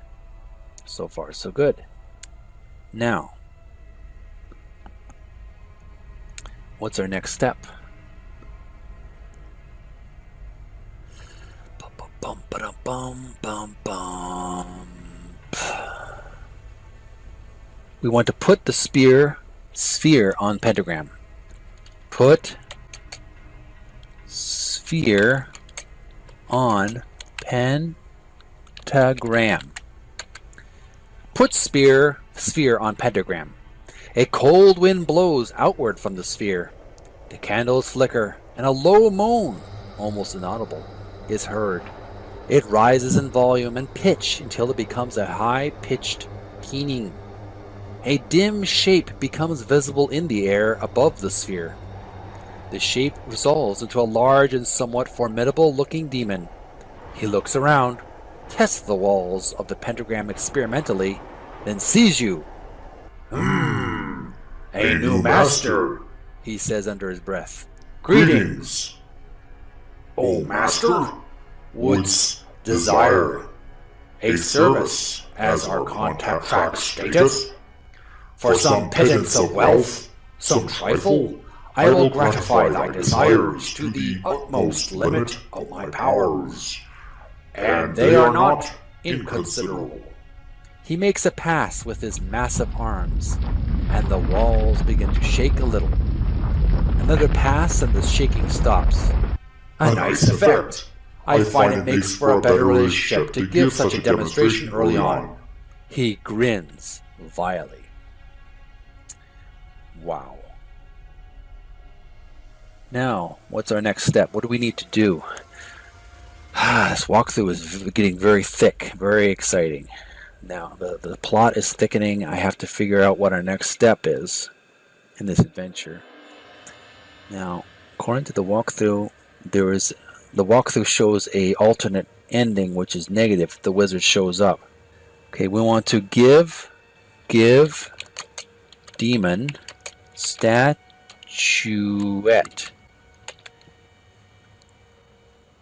Most fine, master, but 'tis not enough. I will do a great service, and are not great services bought at great price? Suddenly the wizard materializes in the room. He is astonished by what he sees. His servant in deep conversation with a common adventurer. He draws forth his wand, waves it frantically, and incants. Frobozz! Frobozz! Frobozzle! Frobnoid! He even laughs heartily. You no longer control the black crystal, hedge wizard. Your wand is powerless. Your doom is sealed. The demon turns to you expectantly. Alright, what else do we need to give him? Give demon ruby. Give demon ruby. Very nice, but not enough. It's not enough. What you want from me? Give demon crown. Truly magnificent. Keep them coming. Give demon stamp. Almost halfway there. Oh, worthy one. Okay, give demon Zorkmid. Give demon Zorkmid. Oh, such beauty. Your generosity almost overwhelms me. Let's look. Pentagram Room. In this room, inscribed on the floor, is a great pentagram drawn with black chalk. In its center is a black circle. The Wizard of Frobozz is here, eyeing you warily. There is a demon floating in mid-air here. The portrait of J. Pierpont Flathead is here. 200 neatly stacked Zorkmid bills are here. There is a pearl necklace here with hundreds of large pearls. There is a Stradivarius here. There is a delicate gold key here. I want to take all. Take all. Portrait of J. Pierpont Flathead taken. Stack of Zorkmid bills taken. Pearl necklace taken. Fancy violin taken. Delicate gold key taken. Alright, now that we have those items, what do we want to do now? Give demon painting. Give demon painting. It says, truly I say, truly I shall do thee a wonderful service when thou hast finished. Give demon bills. Give demon bills. Truly, you are most generous, but still, this is yet not enough. Boy, you're a greedy little fella. Give demon violin. Give demon violin. A fine gift, mighty one. You have almost reached my feet. The wizard looks at you as if you are a madman. He tears his beard and stares at you fearfully. Give demon key. Give demon key. Wonder is fine. Master, but one treasure is yet to be given. Oh, I still have another treasure. Give demon necklace. This will do for my fee. 'Tis a paltry hoard, but as you have done me a small service by loosing me from this wizard, it will suffice. It's almost like a genie, but he demands gifts. So we want to type in demon. Give me the wand. Demon, comma, give me the wand. And what happens? I hear and obey, says the demon. He stretches out an enormous hand towards the wand. The wizard is unsure what to do, pointing it threateningly at the demon, then at you. Fudge! He cries. But aside from a strong odor of chocolate in the air, there is no effect. The demon plucks the wand out of his hand. It's about a toothpick size to him, and gingerly lays it before you. He fades into the smoke, which disperses. The wizard runs from the room in terror. Not so tough are you now, wizard? We're just getting so close to the end here. I want to take wand. Take wand. Taken. We'll save this as Pentagram Room. Take wand. Okay, so far so good. Oh, error writing save file. Take wand. Okay, we have to find a way to. I guess we can't save any more files right now, so we might have ran out of space. So we've taken the wand. Now what do we need to do? We want to inventory. You are carrying a wizard's magic wand, a placemat, and a lamp providing light. Go north to the wizard's workroom. Sitting on the wizard's workbench is a black obsidian stand. Now we want to go. East. The wizard's workshop, and then the guarded room north. We want to go north again. Cobwebby Corridor, and we want to go northeast to the carousel room. There is a dented steel box here. Now we want to go west to room 8. A spray can is in the corner. In large type is the legend, quote-unquote, Frobozz Magic Room Repellent. We want to take the repellent. Take repellent. Probably will be useful. We want to go east. It's the carousel room. There is a dented steel box here. And then we want to go south to Menhir Room.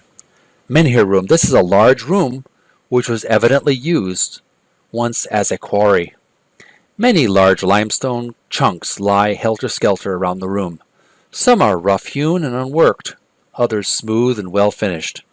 One side of the room appears to have been used to quarry building blocks, the other to produce menhirs, or standing stones. Obvious passages lead north and south. One particularly large menhir, at least 20 feet tall and 8 feet thick, is leaning against the wall, blocking a dark opening leading southwest. On this side of the menhir is carved an ornate letter F. So after we've identified what the room is, we want to type in the phrase point wand at menhir. Point wand at menhir. The wand grows warm. The enormous menhir seems to glow dimly with magical essences, and you feel suffused with power. Say, quote unquote, float. Or just say comma float. Let's try that. Say float. Say comma float. The wand glows very brightly for a moment. The wand stops glowing, but there is no other apparent effect. Now we want to go southwest. Southwest. So you are trying to walk through an enormous rock. All right, I didn't do it right. Let's see if we can point wand at menhir. You know, a lot you know about magic. A magic wand takes a while to recharge after use. You might cause it to short circuit. So let's retrace our steps. Let's go back to menhir room, repellent taken, our previous save. Let's look. All right, we're in the menhir room. We want to point wand at menhir. The wand grows warm. The enormous menhir seems to glow dimly with magical essences, and you feel suffused with power. Next, we want to type, say, quote unquote, float. The The wand glows very brightly for a moment. The menhir floats majestically into the air, rising about 10 feet. The passage beneath it beckons invitingly. Type in southwest. Excellent. That's how we get through the to that big menhir, that giant monolith. We're in the kennel. So let's save our progress as kennel. So I'm just going to type in kennel so we know where we are. And in case I mess up, I can always retreat to an earlier save. So we're at the kennel. This room looks like it was once a kennel for a very large dog. Some of the bones would fit a dinosaur. It apparently hasn't been used for a long time, as the dust is fairly thick all over. The only exit is northeast. A gigantic dog collar, large enough for 3 rhinoceros-sized dogs, is lying amidst the debris. Next, we want to take collar. Take collar. Taken. We're going to save our game. Save it as kennel dash take collar, or collar taken. Taken. All right. I'm going to save that game. Excellent. There we are.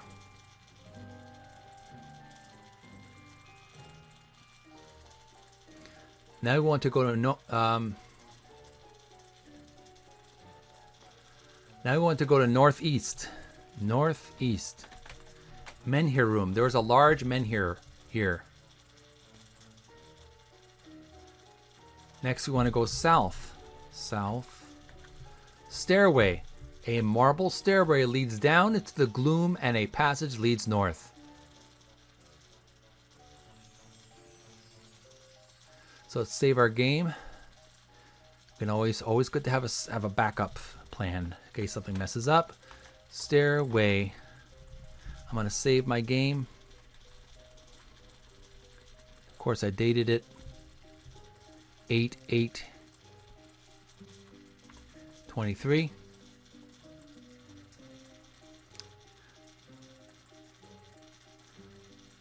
When we enter the stairway, we want to go down oddly angled room.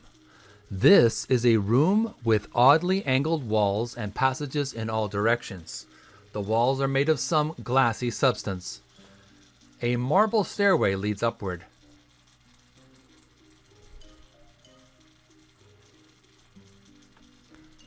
I'm going to retrieve my stairway file because I think I'm going to start fresh with this. I've been practicing this for quite some time. I'm hoping this will be a charmer. So I'm going to the stairway this time. Look. Stairway. A marble stairway leads down into the gloom and a passage leads north. Is towards the end of the game and we want to go down here. Now. Then we want to go D for down. Oddly angled room. This is a room with oddly angled walls and passages in all directions. The walls are made of some glassy substance. A marble stairway leads upward.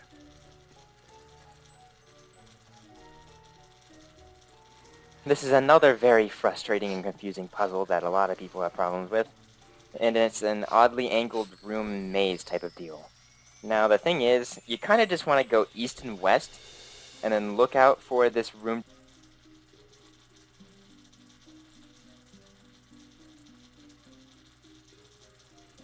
So I'm going to type in E for east.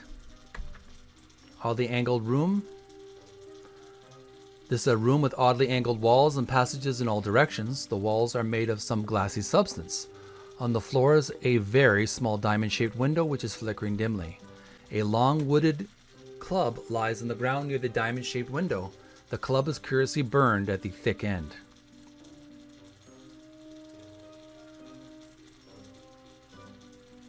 Description that says a long wooden club lies on the ground near the diamond-shaped window. That is what you are looking for. Just leave it there. And once you see... So if I see a long wooded club, that's what I'm supposed to be looking for. But I'm not supposed to touch it. According to SwimYBO, leave it on the floor. Do not touch the club. See that you know you're at home base. I would like to point out that this oddly angled thing is actually just a baseball diamond.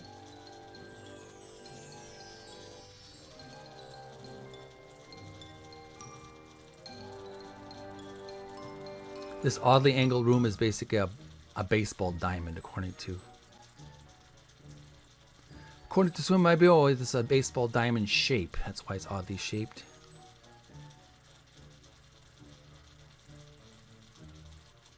So it's really weird because it kind of like relies on your understanding of American baseball to even have a clue of what to do here. And other than that, it would just be trial and error trying to get this diamond-shaped window to light up. And traditionally, apparently... So according to the walkthrough, we're supposed to get the diamond-shaped window to light up. I'm not sure exactly what we're doing, but we're trying to circumvent the diamond-shaped window like a baseball diamond, I guess. Like the pitcher always faces west or something, so that's how you know the orientation of what to run. So it goes southeast. So after going east, we're going to go southeast. Oddly angled room. This is a room with oddly angled walls and passages in all directions. The walls are made of some glassy substance. On the floor is a very small diamond-shaped window, which is dimly glowing. And as you can see, the window should be lighting up northeast. After southeast, we want to go northeast. Oddly angled room. This is a room with oddly angled walls and passages in all directions. The walls are made of some glassy substance. On the floor is a very small diamond-shaped window, which is glowing. Northwest. And we type in NW for northwest. Northwest oddly angled room. This is a room with oddly angled walls and passages in all directions. The walls are made of some glassy substance. On the floor is a very small diamond-shaped window which is glowing brightly. And then southwest again, and so we want to hit southwest again. Southwest, you hear a strange rusty squeal echoing in the distance. Oddly angled room. On the floor is a very small diamond-shaped window which is glowing serenely. A long wooden club lies on the ground near the diamond-shaped window. The club is curiously burned at the thick end. Alrighty. We've just run a lap around the bases and scored a run, supposedly. And you want to see in the room description the window which is glowing serenely. And once you do that, you know you're done and you've opened the stairwell downward.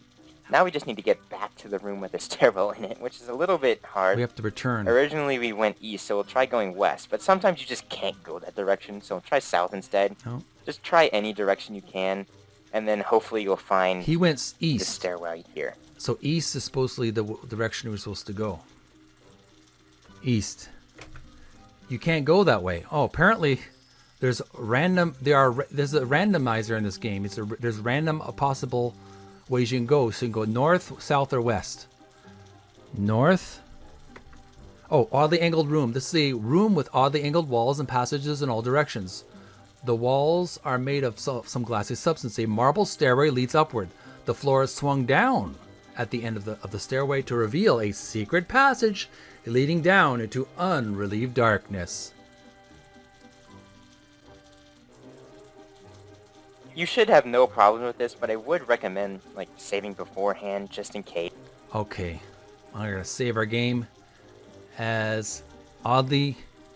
We'll save this as oddly angled room. Puzzle solved. Puzzle solved. We'll put a dash there. Okay, we've saved that file. We've saved our space. We're not going to lose our progress. It's always a little finicky how this little puzzle works. But anyway, now that you've done the whole baseball running around the bases, scoring the run thing, there's a stairway down again. So let's go down. All right, want to go down to the Cerebus room. Cerberus Room. This is the entrance to a huge crypt or tomb. A marble stairway leads up from a gateway arch. There is a vicious-looking dog guarding the entrance. It is more or less your usual dog, except that it has 3 heads and is the size of an elephant. That's a big dog. Let's save our game as Cerberus Room. Type in Cerberus Room. And we'll save our game. Okay, we did it, folks. We saved. Whoa, that was a tough puzzle. We got through that. Now we're going to advance in the Cerberus Room.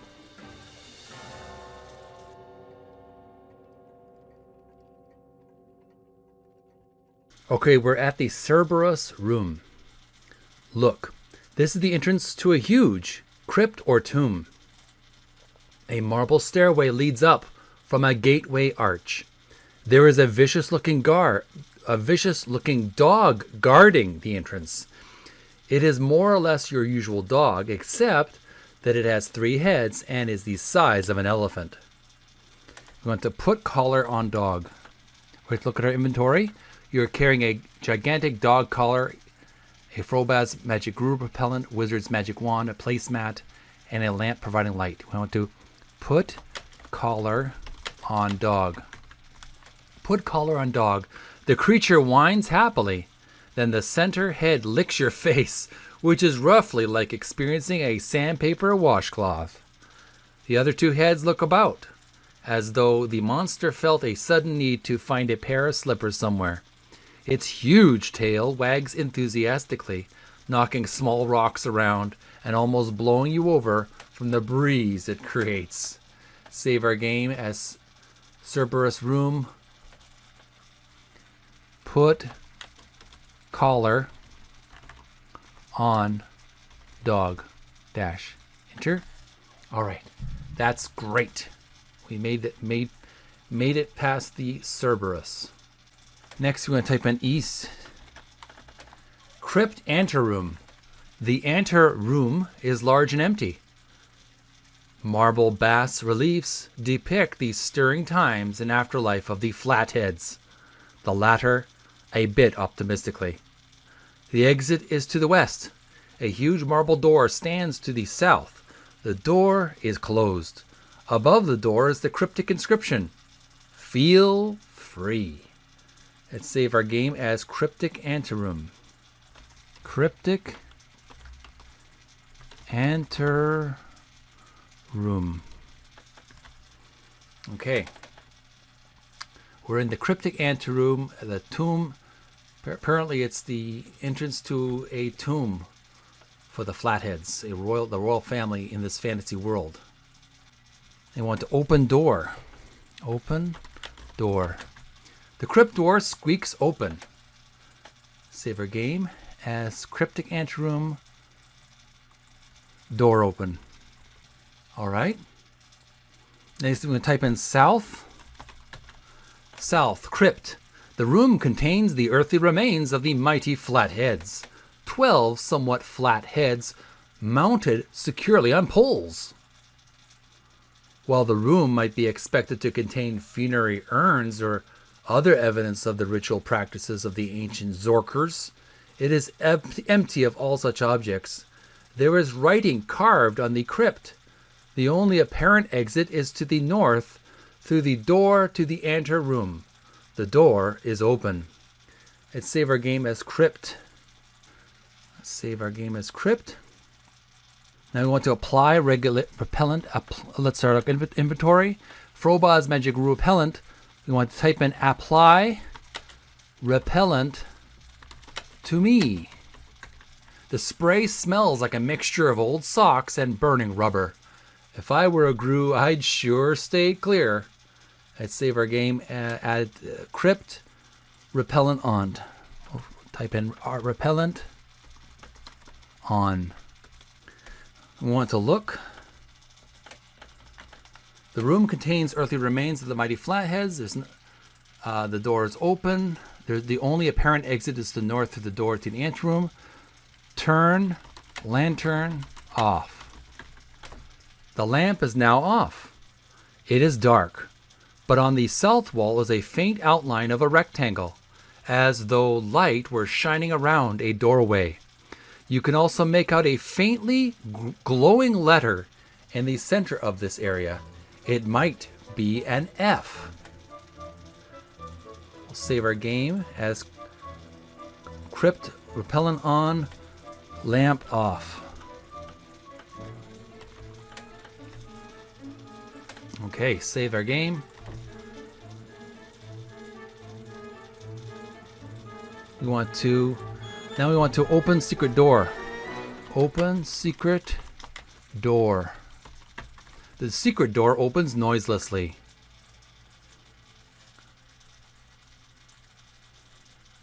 Now we want to type in south. We want to enter through the secret door that's now open. South. Landing.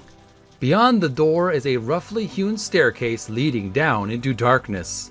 The landing on which you stand is covered with carefully drawn magical runes like those sketched upon the workbench of the Wizard of Frobozz. These have been overlaid with sweeping, green lines of enormous power, which undulate back and forth across the landing. The wand begins to vibrate in harmony with the motion of the lines. You feel yourself compelled downward and you yield, stepping onto the staircase. As you pass the green lines, they flare and disappear with a burst of light, and you tumble down the staircase. At the bottom, a vast red-lit hall stretches off into the distance. Sinister statues guard the entrance to a dimly visible room far ahead. With courage and cunning, you have conquered the Wizard of Frobozz and become the master of his domain. But the final challenge awaits. More. Brackets, the ultimate adventure concludes in Zork III, the Dungeon Master. Your score would be 400, total of 400 points, and 429 moves. This score gives you the rank of Master Adventurer. Hit any key to exit. Let's save our game as, well, there's nothing to save because we've done the game. Hit any key to exit. And there you have it, folks.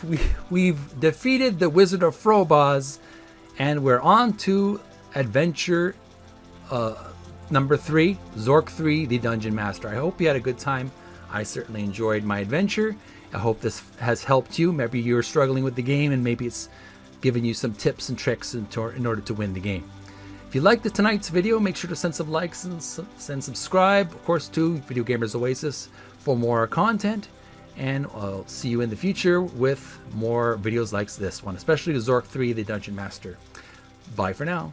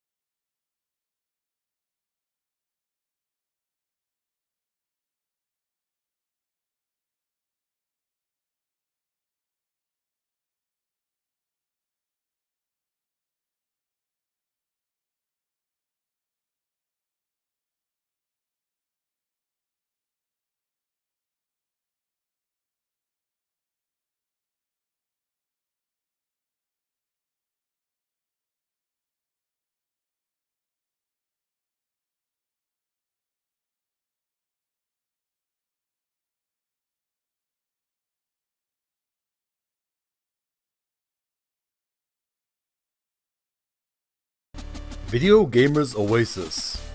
Website, YouTube channel.